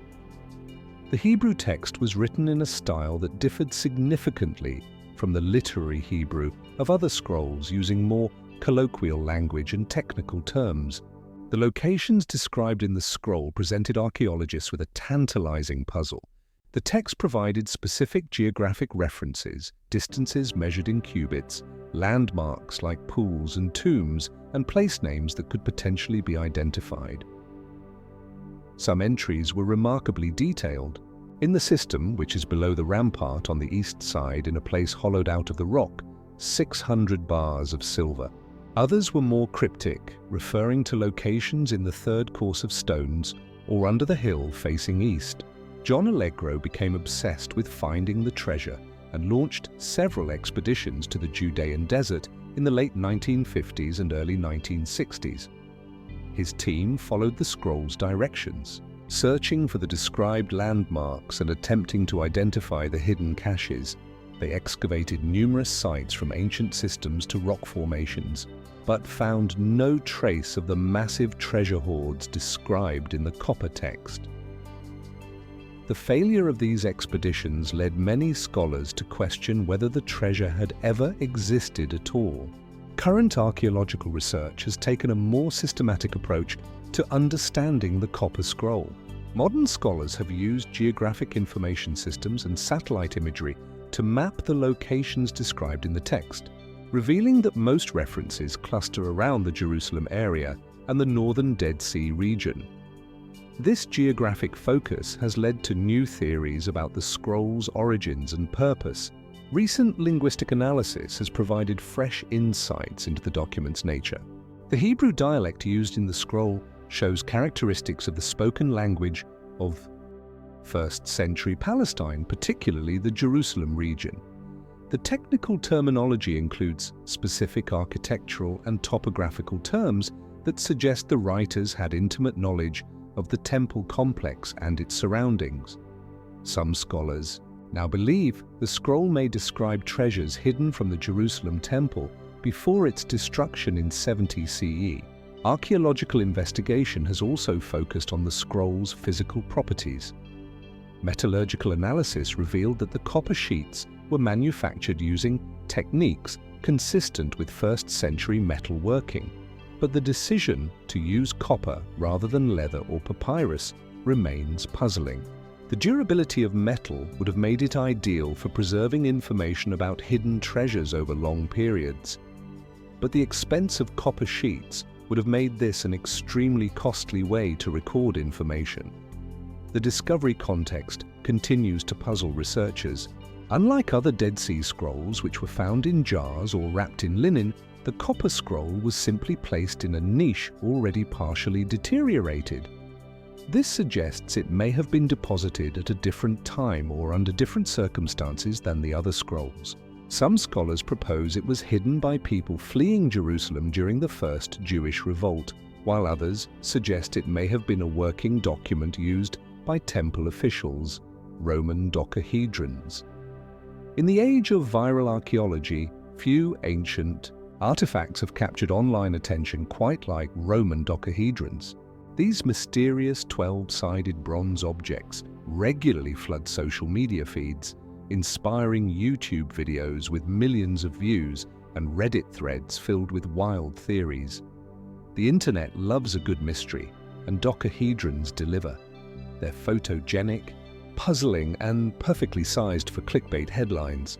Popular culture has transformed them into symbols of ancient sophistication, with theories ranging from advanced surveying instruments to alien technology, making them the archaeological equivalent of a modern meme. The online fascination has spawned countless amateur theories. Video creators proposed they were ancient multi-tools, cosmic calculators, or even time travel devices. Social media posts regularly claim they're evidence of lost Roman technology that was somehow more advanced than modern engineering. Pinterest boards collect dozens of docahedron images alongside captions about mysterious ancient wisdom and technologies archaeologists can't explain. The objects have become shorthand for the idea that ancient civilizations possessed secret knowledge that modern science has forgotten. But the archaeological reality tells a very different story.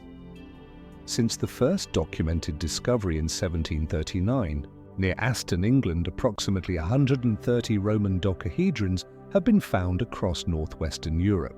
These aren't scattered randomly across the Roman Empire. They cluster specifically in regions that correspond to modern-day Britain, Netherlands, Germany, and parts of France. Most date from the 2nd to 4th centuries AD during the height of Roman occupation in these northern territories. The physical evidence paints a picture far more mundane than internet theories suggest. Most octahedrons are between 4 and 11 centimeters in diameter, cast in bronze using standard Roman metal working techniques. They feature 12 pentagonal faces with circular holes of varying sizes and small knobs or protrusions at each corner where the faces meet. Chemical analysis shows they're made from typical Roman bronze alloys, nothing exotic or mysterious about their composition. The myth of their mystery partly stems from what popular culture chooses to ignore. Roman docahedrons have never been found in Rome itself or in the Mediterranean heartland of the empire. They don't appear in Roman art, literature, or technical manuals. No Roman writer ever mentioned them, which strongly suggests they weren't considered important enough to document. This geographic and literary silence contradicts the popular narrative of sophisticated imperial technology. Archaeological context provides crucial insights that online theories overlook. Docahedrons are typically found in civilian settlements rather than military camps, and often in contexts associated with crafts or domestic activities. Several have been discovered alongside other bronze objects like brews, tools, and decorative items. The distribution pattern matches other Romano-British craft traditions that developed in the provinces, suggesting local innovation rather than imperial standard equipment. The most persistent myth involves their supposed complexity and precision. Internet videos often emphasize the mathematical properties of the docahedron shape, suggesting ancient Romans needed advanced geometric knowledge to create them. In reality, docahedrons were well-known geometric forms in the Roman world. Romani, mathematicians had inherited Greek geometric traditions, and the docahedron was one of the 5 Platonic solids described by ancient philosophers. Creating a 12-sided object wasn't a technological breakthrough. It was basic applied geometry. recent archaeological work has provided more prosaic explanations for their function. The most credible theories focus on practical uses consistent with their provincial distribution and domestic contexts. The graduated holes suggest they may have been tools for working with fibers, possibly for making cords, chains, or even knitting like textile work. The size variations could indicate different gauges for different materials. Experimental archaeology has tested various theories about their use. Attempts to use them as surveying instruments have failed to produce consistent or accurate results. Tests, as dice, show they don't roll fairly due to their weight distribution. But experiments with fiber crafts have shown promising results. The holes can indeed be used to create consistent cord thicknesses, and the object's weight and shape make it suitable for certain textile techniques. The true significance of Roman dodecahedrons lies not in mysterious ancient technology, but in what they reveal about innovation in the Roman provinces. These objects represent local craftsmen adapting Roman metalwork skills to create specialized tools for regional needs. They're evidence of the creativity and technical skill that flourished in Roman Britain and Gaul, showing how provincial artisans developed their own solutions to practical problems. The Phistos disc. When researchers set out to crack the code of the Phistos disc, they faced a unique challenge in archaeological investigation. Unlike other ancient scripts with hundreds or thousands of examples, they had exactly one artifact, a single clay disc bearing 241 mysterious symbols arranged in a spiral pattern. This meant applying every available scientific technique to extract maximum information from this solitary piece of evidence. The investigation would require computational linguistics, statistical analysis, material science, and digital imaging technology working together to unlock secrets hidden for over 3,000 years. The scientific investigation began with fundamental questions about the disc's physical properties. Discovered in 1908 at the Minoan Palace of Efto on Crete, the disc immediately puzzled archaeologists with its unique manufacturing technique. Instead of being hand-carved like other ancient scripts, each symbol had been stamped into wet clay using individual seals or stamps. This printing-like technology was unprecedented in Bronze Age archaeology, making the disc potentially the world's first example of movable type printing. Microscopic analysis revealed crucial details about the stamping process. High resolution photography and scanning electron microscopy showed that each symbol was created using a separate stamp, evidenced by slight variations in depth, angle, and pressure. Some symbols showed overstamping where one stamp was pressed on top of another, providing clues about the sequence of creation. The clay analysis revealed it was local Creton material, fired at temperatures consistent with Middle Bronze Age ceramic techniques. Digital imaging technology transformed the investigation process. Researchers created ultra-high resolution scans of both sides of the disc, allowing for precise measurements of each symbol's dimensions and position. Three-dimensional modeling revealed subtle details invisible to naked eye examination, including slight depressions and raised areas that provided insights into the stamping sequence. This digital documentation made it possible to analyze the disc without repeatedly handling the fragile original. Statistical analysis became the primary tool for understanding the symbol system. Researchers catalogued all 45 unique symbols, analyzing their frequency, distribution, and positional patterns. Symbol frequency analysis revealed that some signs appeared much more often than others, following patterns consistent with natural language rather than decorative art. The most common symbol appears 19 times, while 18 symbols appear only once, creating a distribution curve similar to letter frequencies in known alphabetic scripts. Engram analysis examined how symbols combined into groups. The investigation revealed that certain symbols frequently appeared together, while others never occurred in sequence. This pattern analysis suggested the symbols might represent syllables or words rather than individual letters. The spiral arrangement divided naturally into 61 groups separated by vertical lines indicating probable word divisions that provided additional structural information for analysis. Entropy measurements quantified the information content within the symbol sequences. Computational linguists calculated the entropy levels and compared them to known languages and random symbol systems. The results showed information density consistent with meaningful text rather than decorative patterns or random arrangements. However, the entropy levels were lower than most alphabetic scripts, suggesting either a syllabic writing system or a limited vocabulary. The investigation process extended to comparative analysis with other Bronze Age scripts. Researchers systematically compared Phaistos symbols with Linear A, Linear B, and Cretan hieroglyphic scripts using digital databases and pattern recognition software. While some symbols showed visual similarities, no direct matches were found, confirming that the Phaistos disk represented a unique writing system not directly related to other known Minoan scripts. Machine learning approaches brought new analytical power to the investigation.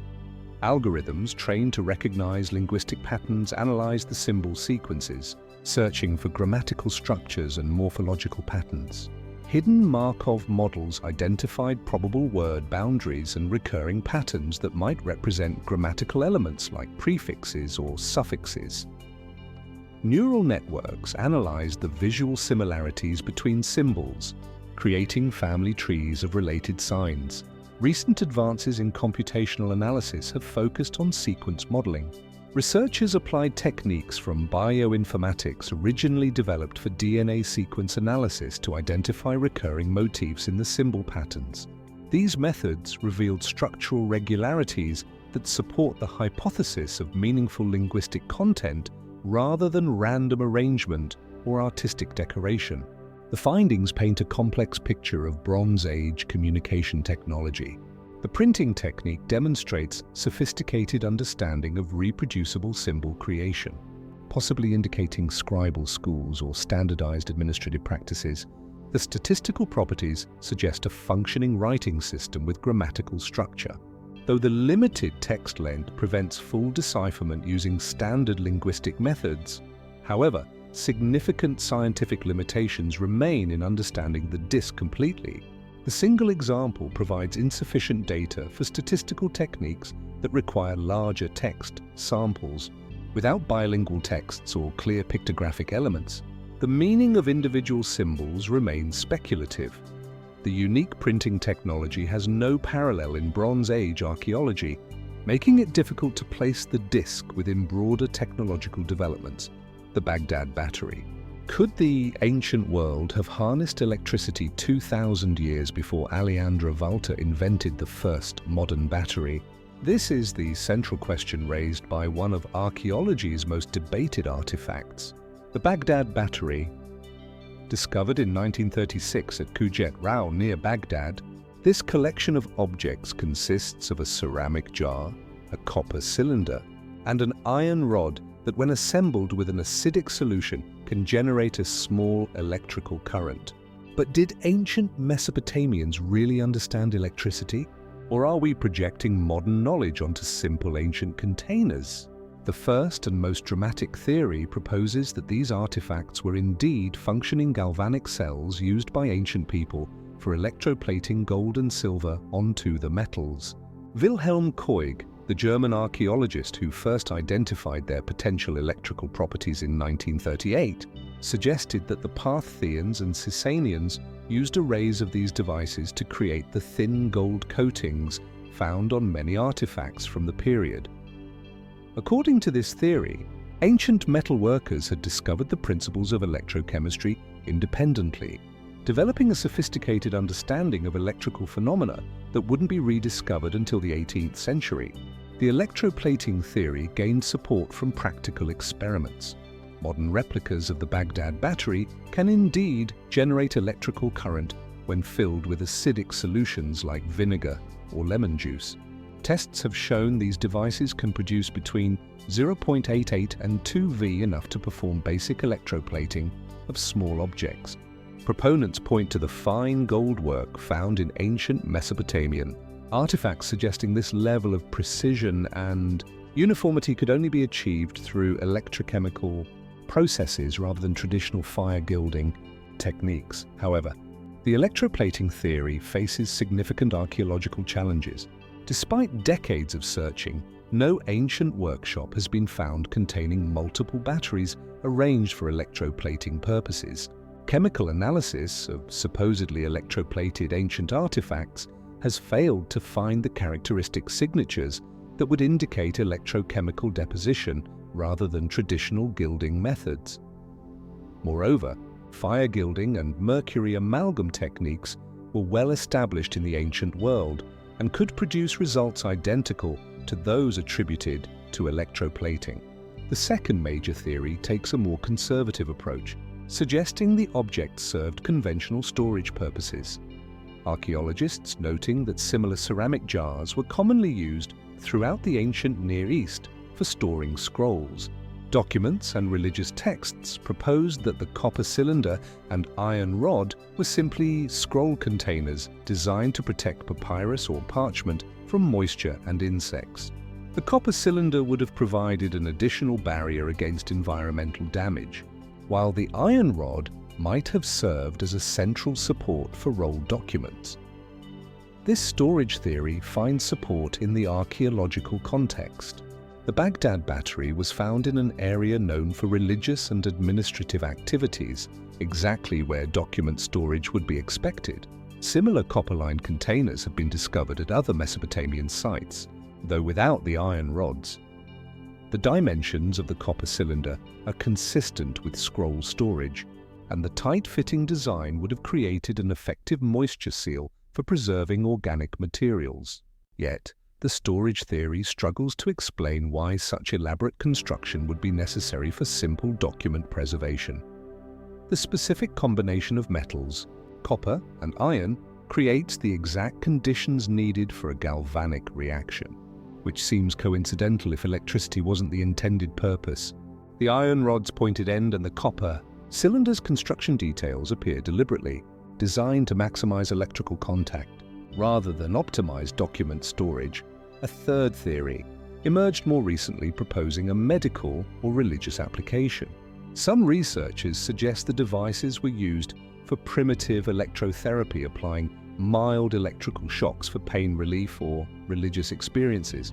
Ancient medical texts from various cultures describe treatments involving metallic objects and acidic solutions, which could represent early forms of electrical medicine. The theory proposes that priests or healers use the electrical sensations produced by these devices as part of healing rituals or mystical experiences.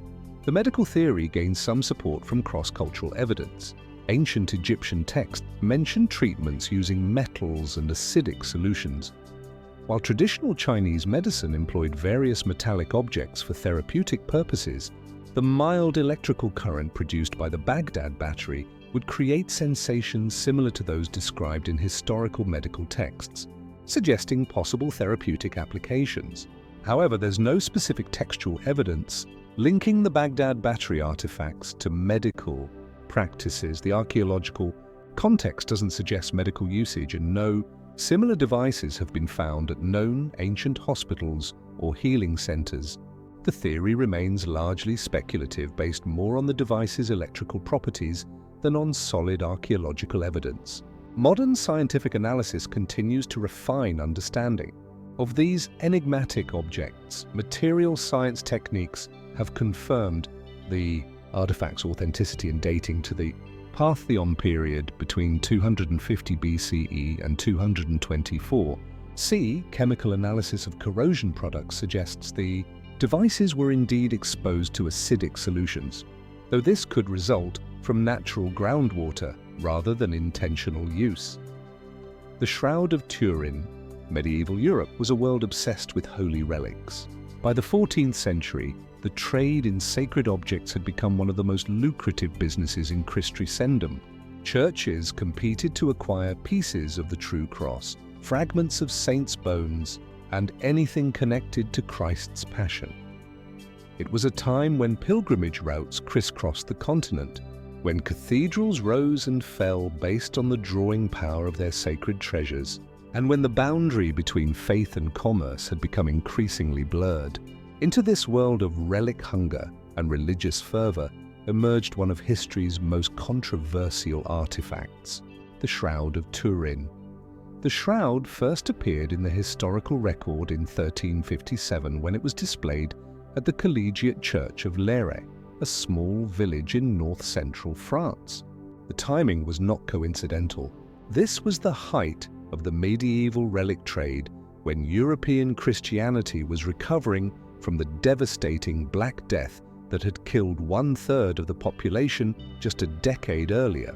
People desperately sought signs of divine favor, and relics provided both spiritual comfort and economic opportunity for the communities that possessed them. The mystery of the shroud must be understood within this context of 14th century relic culture. Medieval Europe was flooded with supposed fragments of Christ's burial cloth, pieces of the crown of thorns and vials of holy blood. Constantinople's fall to Crusaders in 1204 had released a treasure trove of Byzantine relics into Western markets, creating both authentic artifacts and a booming industry in forgeries. The shroud appeared during this golden age of relic collecting when demand far exceeded supply, and the line between genuine devotion and profitable deception was often invisible. Yet the Shroud of Turin stood apart from typical medieval relics. Unlike bone fragments or cloth pieces that could be easily fabricated, the shroud bore a mysterious full-body image that defied explanation.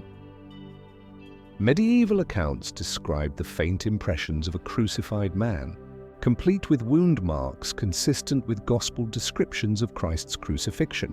The image was barely visible to the naked eye, appearing more like a photographic negative than the bold religious art typical of the period. Contemporary documents reveal the controversy the shroud generated even in medieval times.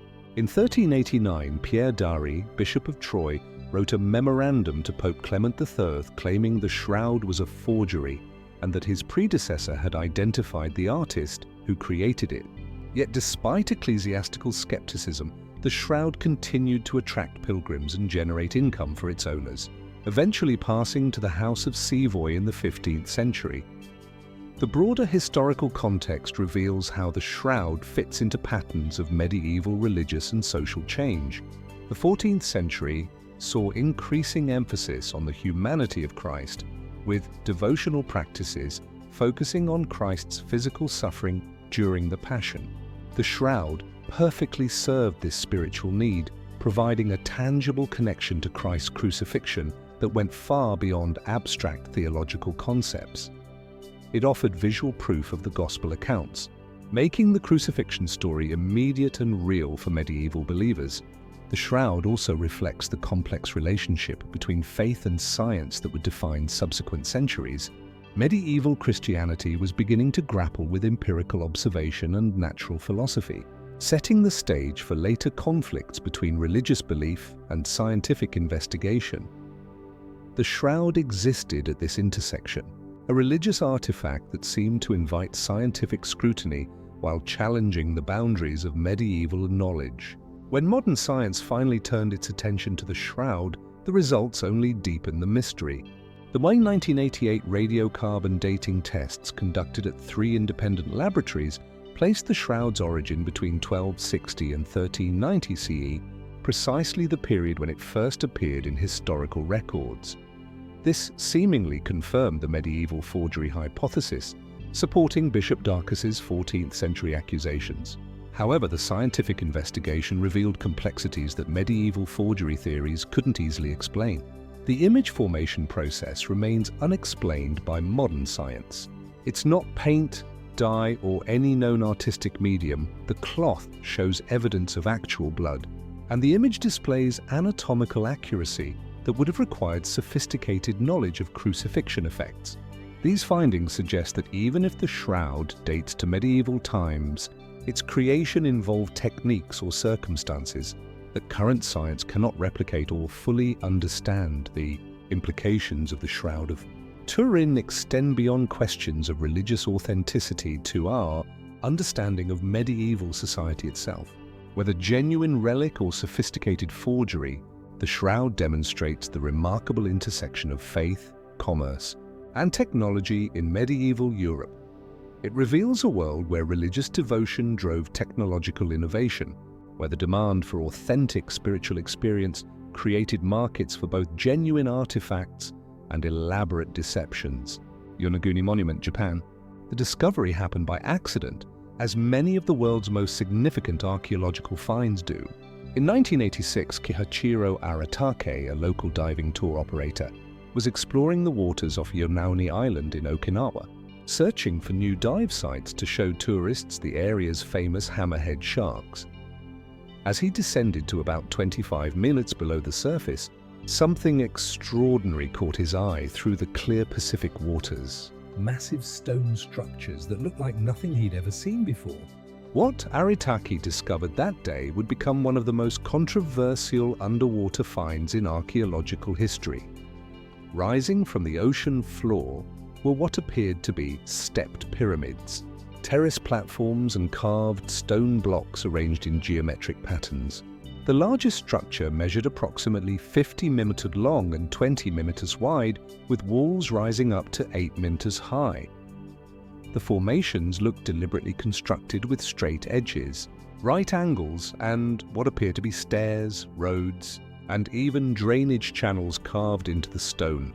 The initial discovery triggered an immediate response from Japanese researchers. Marine geologist Masaki Kimura from the University of the Ryukyus began systematic underwater surveys of the site in 1987. Over the following decades, Kimura and his team mapped the entire complex, revealing not just one structure, but a collection of formations spread across several hundred meters of seafloor. Using underwater photography, sonar mapping, and detailed measurements, they documented what they believed to be the remains of an ancient civilization. Kimura's archaeological work revealed features that seemed to suggest human construction. He identified what appeared to be carved faces, including one formation that resembled a human head with distinct facial features. The team found straight-edged cuts in the rock that appeared too precise to be natural, along with what looked like post holes that could have supported wooden structures. Most intriguingly, they discovered what appeared to be hieroglyphical-like markings carved into some of the stone surfaces. The research expanded to include detailed bathymetric surveys that created three-dimensional maps of the entire site. These studies revealed the complex's layout, showing how different structures related to each other and how water would have flowed through the channels when the area was above sea level. Kimura's team also conducted comparative studies with known archaeological sites, finding similarities between Yonauni's features and ancient constructions found elsewhere in Japan and throughout the Pacific region. However, the archaeological findings immediately generated controversy within the scientific community. In 1997, geologist Robert Schoch from Boston University conducted his own investigation of the site. Schoch, who had previously gained attention for his research on the Sphinx's age, reached dramatically different conclusions about Yonaguni. After examining the rock formations, geological layers and natural weathering patterns, he concluded that the monument was most likely a natural geological formation shaped by tectonic activity and erosion. Schoch's geological analysis focused on the sandstone composition of the Yonauni Formation. He observed that the rock naturally fractures along predictable planes due to its geological structure, creating the straight edges and right angles that Kimura interpreted as evidence of human construction. Schoch argued that the step-like formations were consistent with natural geological processes, particularly the way sedimentary rocks break and erode under marine conditions. The scientific investigation expanded to include studies of sea level changes in the region. Research showed that the Yonauni area was above sea level during the last ice age, approximately 12,000 years ago, when global sea levels were much lower. This timing became crucial to the debate. If the structures were artificial, they would have been built when the area was dry land, making them among the oldest known human constructions in the world. Current research continues to examine both possibilities through multiple scientific approaches. Advanced sonar mapping and underwater robotics have provided increasingly detailed images of the formations, while geological surveys have attempted to determine whether the features could result from natural processes alone. Some researchers have found evidence of tool marks and deliberate modifications to the rock surfaces, while others point to similar natural formations found elsewhere in the region. Recent studies have focused on the site's relationship to known archaeological sites on Yonauni Island itself. Above-ground excavations have revealed ancient stone, tools and pottery fragments that suggest human presence on the island for thousands of years. Some researchers argue that these findings support the possibility that ancient peoples could have worked on the underwater structures when they were still on dry land. The debate over Yonaguni's origins has expanded beyond geology and archaeology to include studies of ancient technologies and construction techniques. Experimental archaeology has attempted to determine whether the precision cutting and large-scale construction evident at the site could have been achieved with Stone Age tools and techniques available to ancient peoples. The underwater city of Dwara, India, ancient India, was a civilization built on stories. For over 3 millennia, the great epics of the Mahabharata and Ramayana have shaped Indian culture, passing down through generations accounts of heroic kings, divine beings, and magnificent cities that once dotted the subcontinent. Among these legendary places, none held more significance than Dwara, the golden city of Lord Krishna, described in Sanskrit text as a marvel of urban planning with palaces, gardens, and harbors that rivaled the greatest cities of the ancient world. For centuries, these stories were considered mythology, beautiful tales that reflected spiritual truths rather than historical facts. The mystery of Dwara emerges from this intersection of legend and history. According to the Mahabharata, the city was built by Krishna as his capital after he left Mathura, creating a magnificent metropolis on the western coast of India.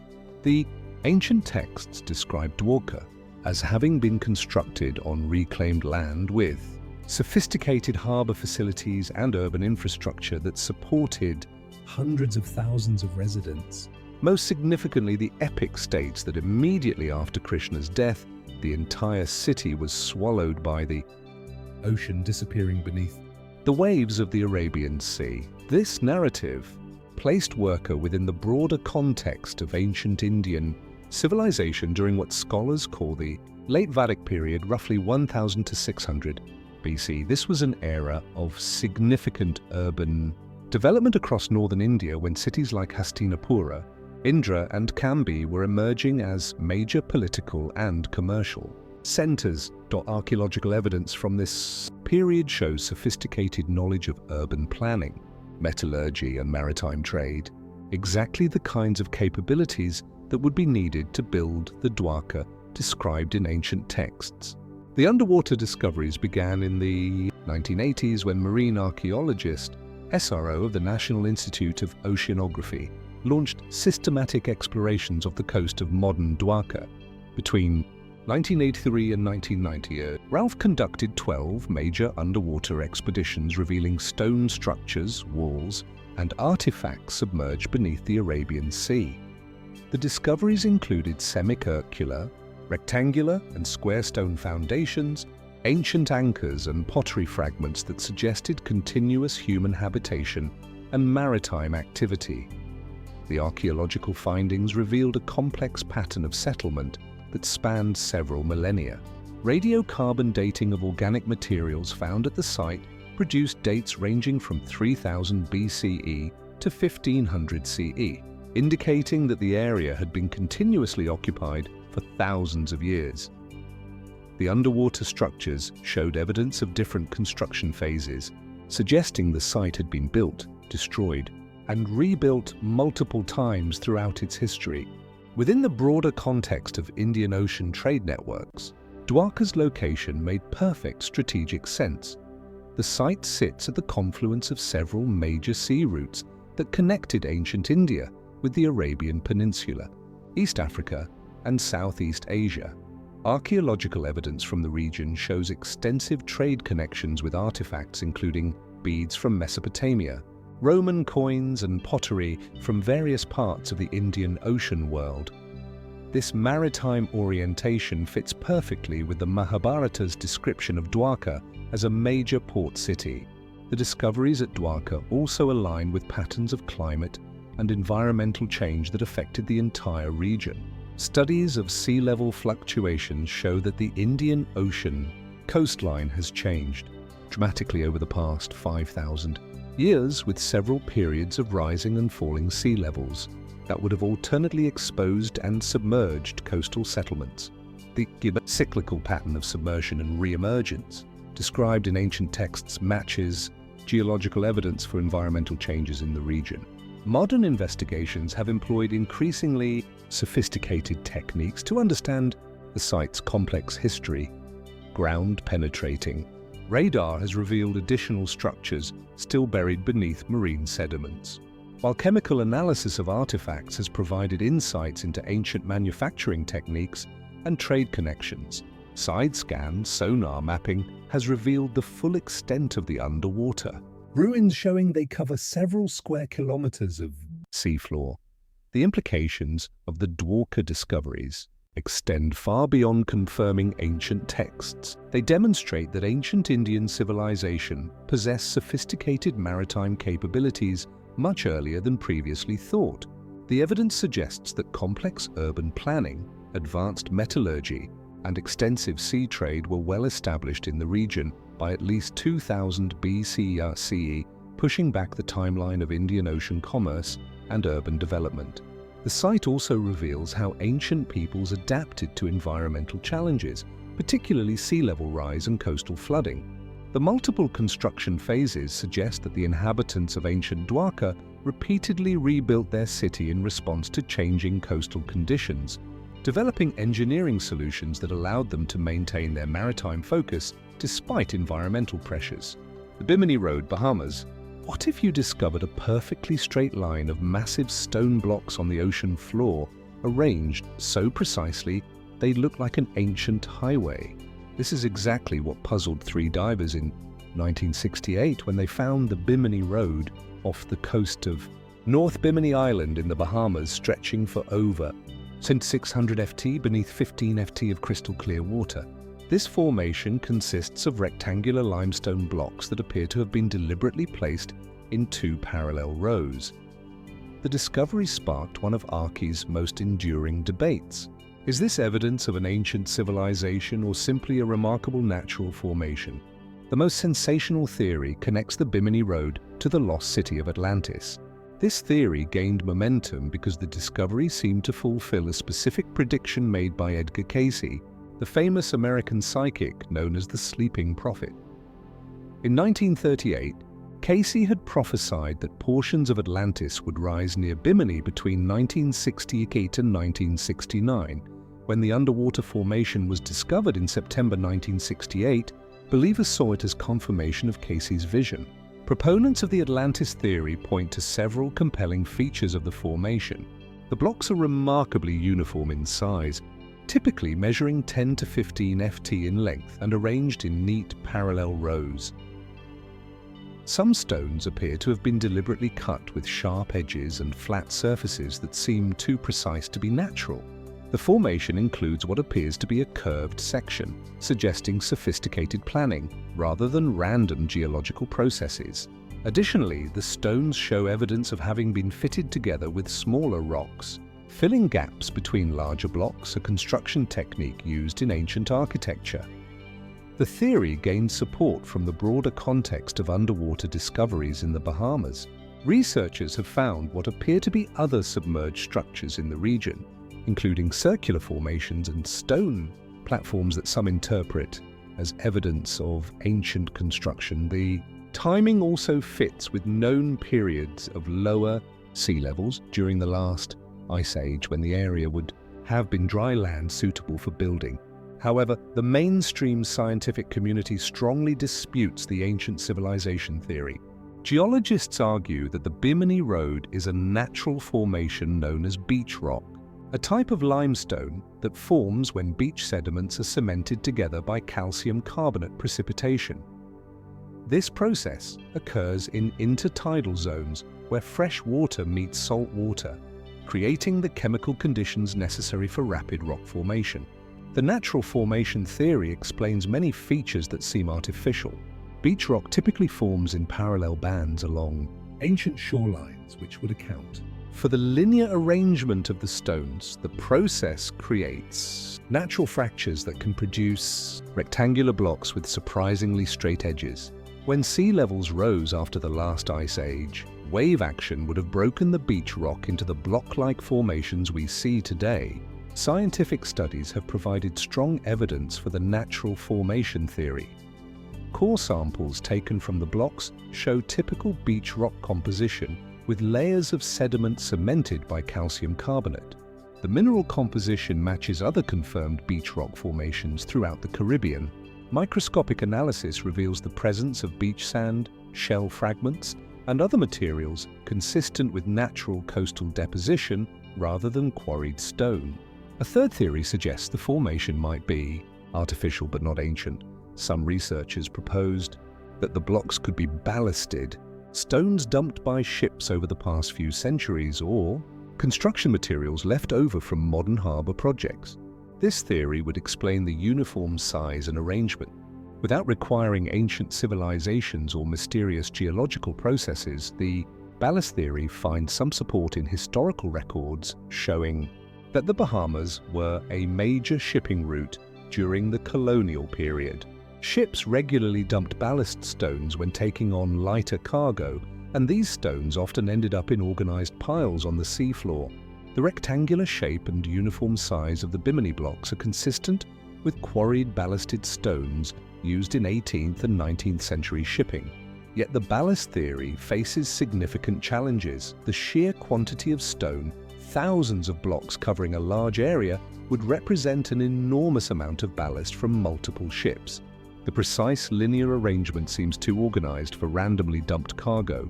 Additionally, the blocks show no evidence of metal, tools, or modern quarrying techniques that would be expected in post-colonial construction materials. Recent underwater archaeology has attempted to resolve the debate through systematic investigation. Side-scan sonar mapping has revealed the full extent of the formation, showing it consists of multiple parallel lines of blocks rather than a single road. Radiocarbon dating of organic materials found within the rocks has yielded dates ranging from 2,000 to 4,000 years old, but these dates reflect when the beach rock formed rather than when any hypothetical construction occurred. The Plain of Jars, Laos. When scientists first attempted to understand the Plain of Jars in Laos, they faced a unique methodological challenge. How do you scientifically investigate over 2,100 massive stone vessels scattered across a landscape riddled with unexploded ordnance from the Vietnam War? The answer required developing entirely new approaches to archaeological fieldwork, combining cutting-edge dating techniques, drone technology, and non-invasive imaging methods to safely unlock the secrets of one of Southeast Asia's most mysterious archaeological sites. The investigation process began with addressing the immediate safety concerns. Much of the Plain of Jars remained contaminated with cluster bombs and landmines, making traditional archaeological excavation extremely dangerous. Researchers from the University of Melbourne and Massey University developed protocols using ground-penetrating radar and magnetometry to identify both buried jars and explosive devices before any excavation could begin. This safety-first approach transformed how archaeology could be conducted in post-conflict zones. The scientific team employed optically stimulated luminescence dating as their primary chronological tool. OSL dating measures when sediment grains were last exposed to sunlight, providing crucial information about when the massive stone jars were placed in their current positions. Researchers collected sediment samples from beneath jars at multiple sites, carefully extracting material that had been sealed in darkness since the jars were positioned. The laboratory analysis involved exposing these samples to controlled light sources while measuring the luminescent signals released by quartz and feldspar crystals. The OSL dating process revealed extraordinary results. Sediments from beneath the jars at Site 2 provided dates suggesting the megaliths were imp-placed potentially as early as the late 2nd millennium BCE, pushing back the timeline of this remarkable culture by centuries. This dating evidence indicated that the plain of jars represented one of the earliest megalithic traditions in Southeast Asia, contemporary with similar monument-building cultures in Europe and other parts of Asia.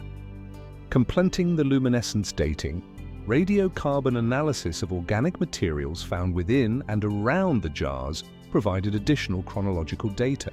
Charcoal fragments, bone collagen, and other organic materials were processed using accelerator mass spectrometry, yielding dates that clustered primarily between 500 BCE and 500 CE. This temporal distribution suggested the sites were used for extended periods with multiple phases of burial activity spanning nearly a millennium. The investigation expanded to include advanced imaging technologies that could safely document the sites without extensive excavation.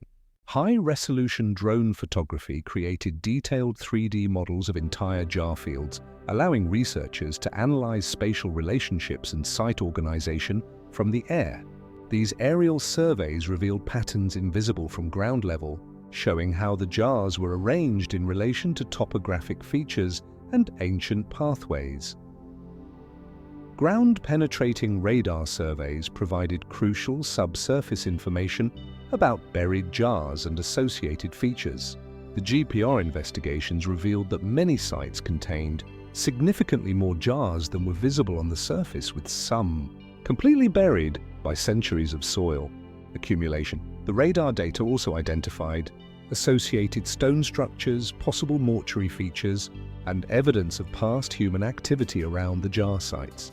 The findings from excavations at Sites 1, 52, and other locations provided unprecedented insights into ancient burial practices. Systematic excavation revealed that the jars served as primary burial containers, with human remains later removed and re-aeried in nearby ceramic vessels or simple pits. This secondary burial practice involved complex mortuary rituals where bodies were allowed to decompose within the large stone jars before the bones were ceremonially relocated. Experimental archaeology became crucial for understanding jar production and transport methods.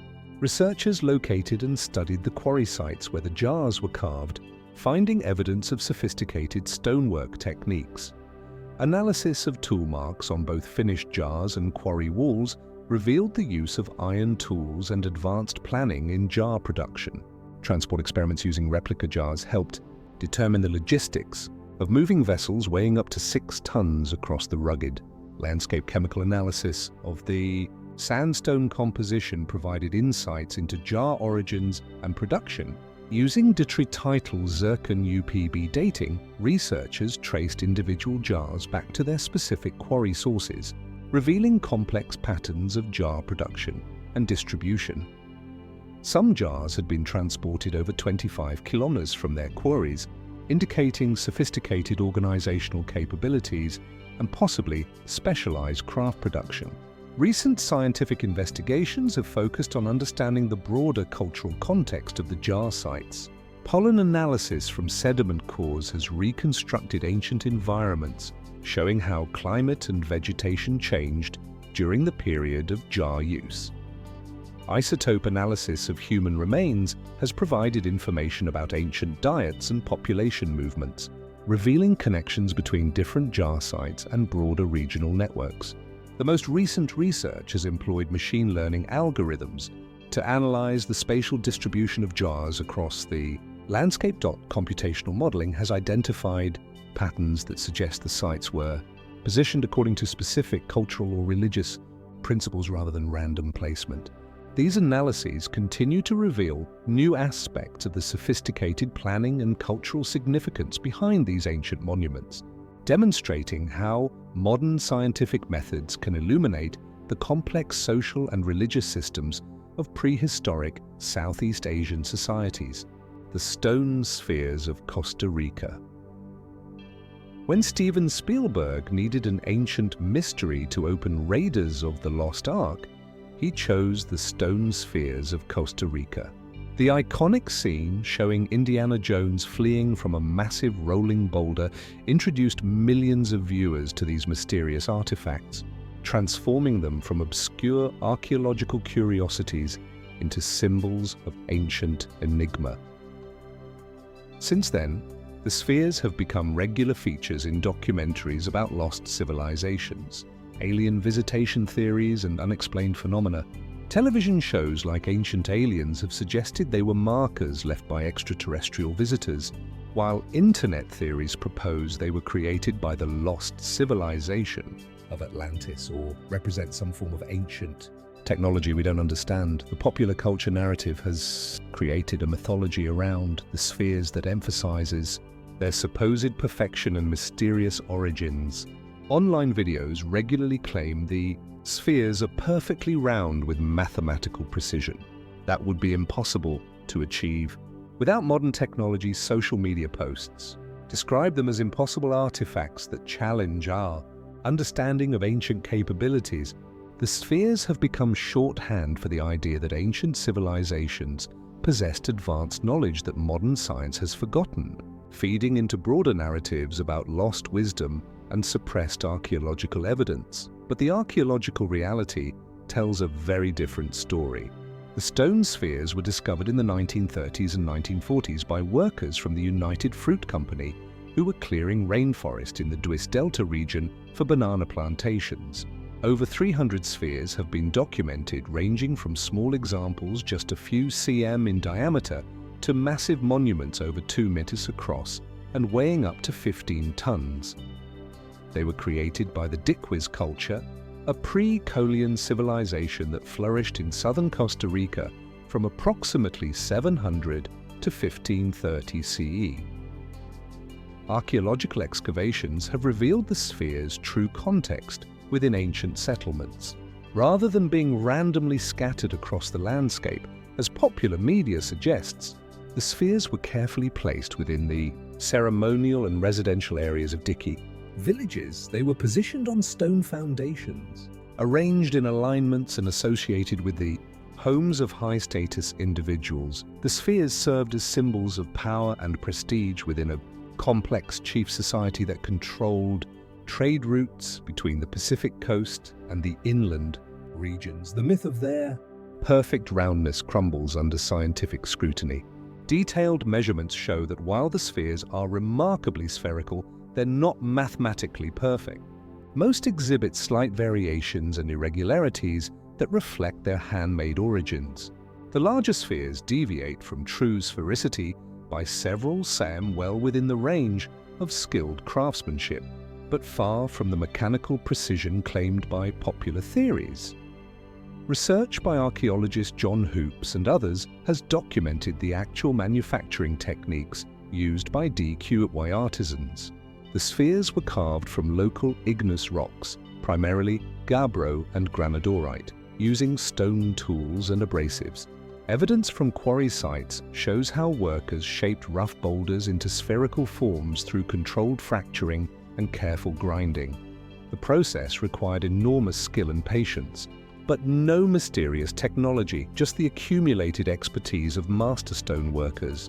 The contrast between myth and reality extends to their supposed astronomical alignments.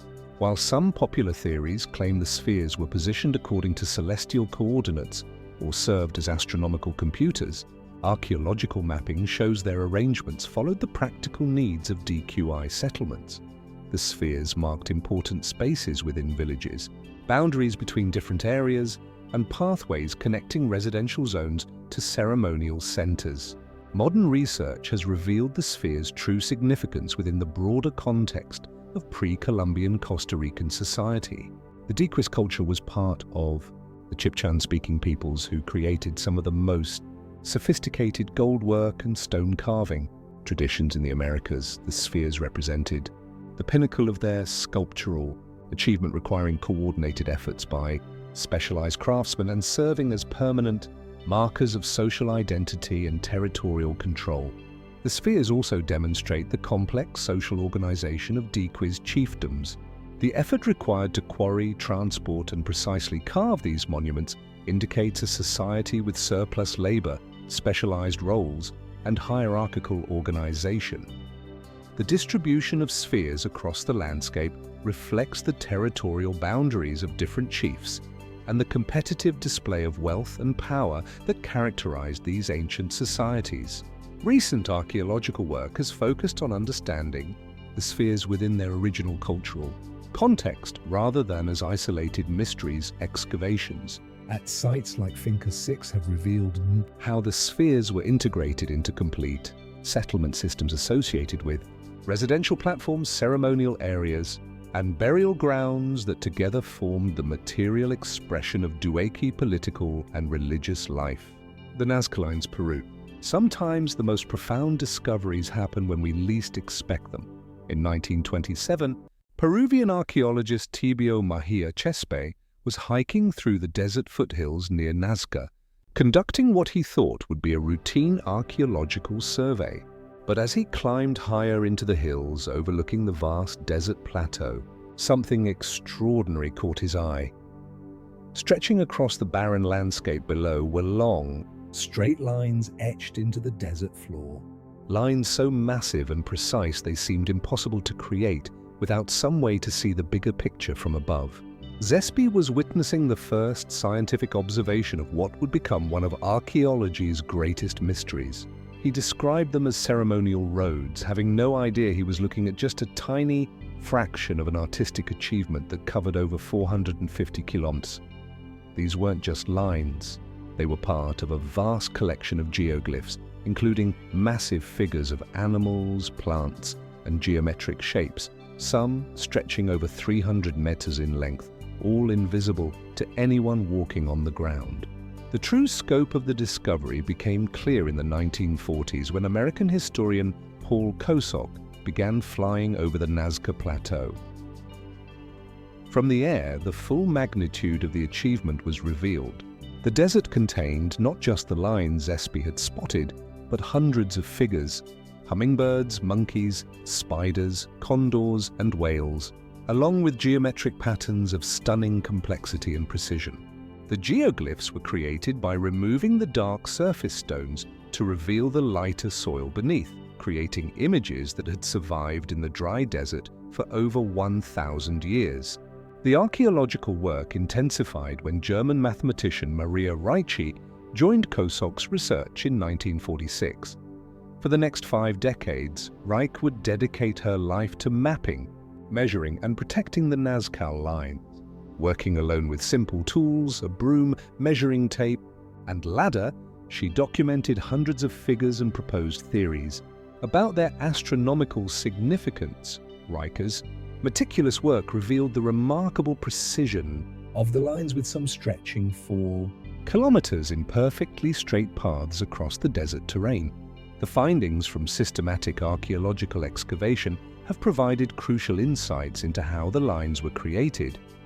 The Nazca people, who flourished from 100 to 700 CE, created the geoglyphs by carefully removing the iron oxide-coated pebbles that give the desert its dark color, exposing the lighter-colored earth beneath. The removed stones were piled along the edges of the lines, creating low walls that help preserve the designs. The dry climate and minimal wind have kept many lines perfectly preserved for over 1,500 years. Current theories about the line's purpose have evolved dramatically as archaeological evidence has accumulated. Reich's astronomical calendar theory proposed that the lines pointed to important celestial events, serving as a massive observatory for tracking solstices, equinoxes, and the rising of significant constellations. While some alignments with astronomical phenomena have been confirmed, the vast majority of lines don't correspond to celestial events, suggesting more complex purposes. Recent archaeological research has focused on the line's relationship to water and fertility rituals.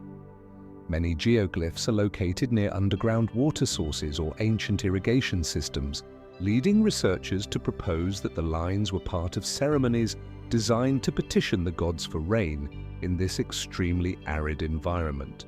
The animal figures often represent creatures associated with water, marine animals that would have been spiritually connected to the life-giving properties of the ocean. The most revolutionary development in Nazca research came with the application of artificial intelligence technology.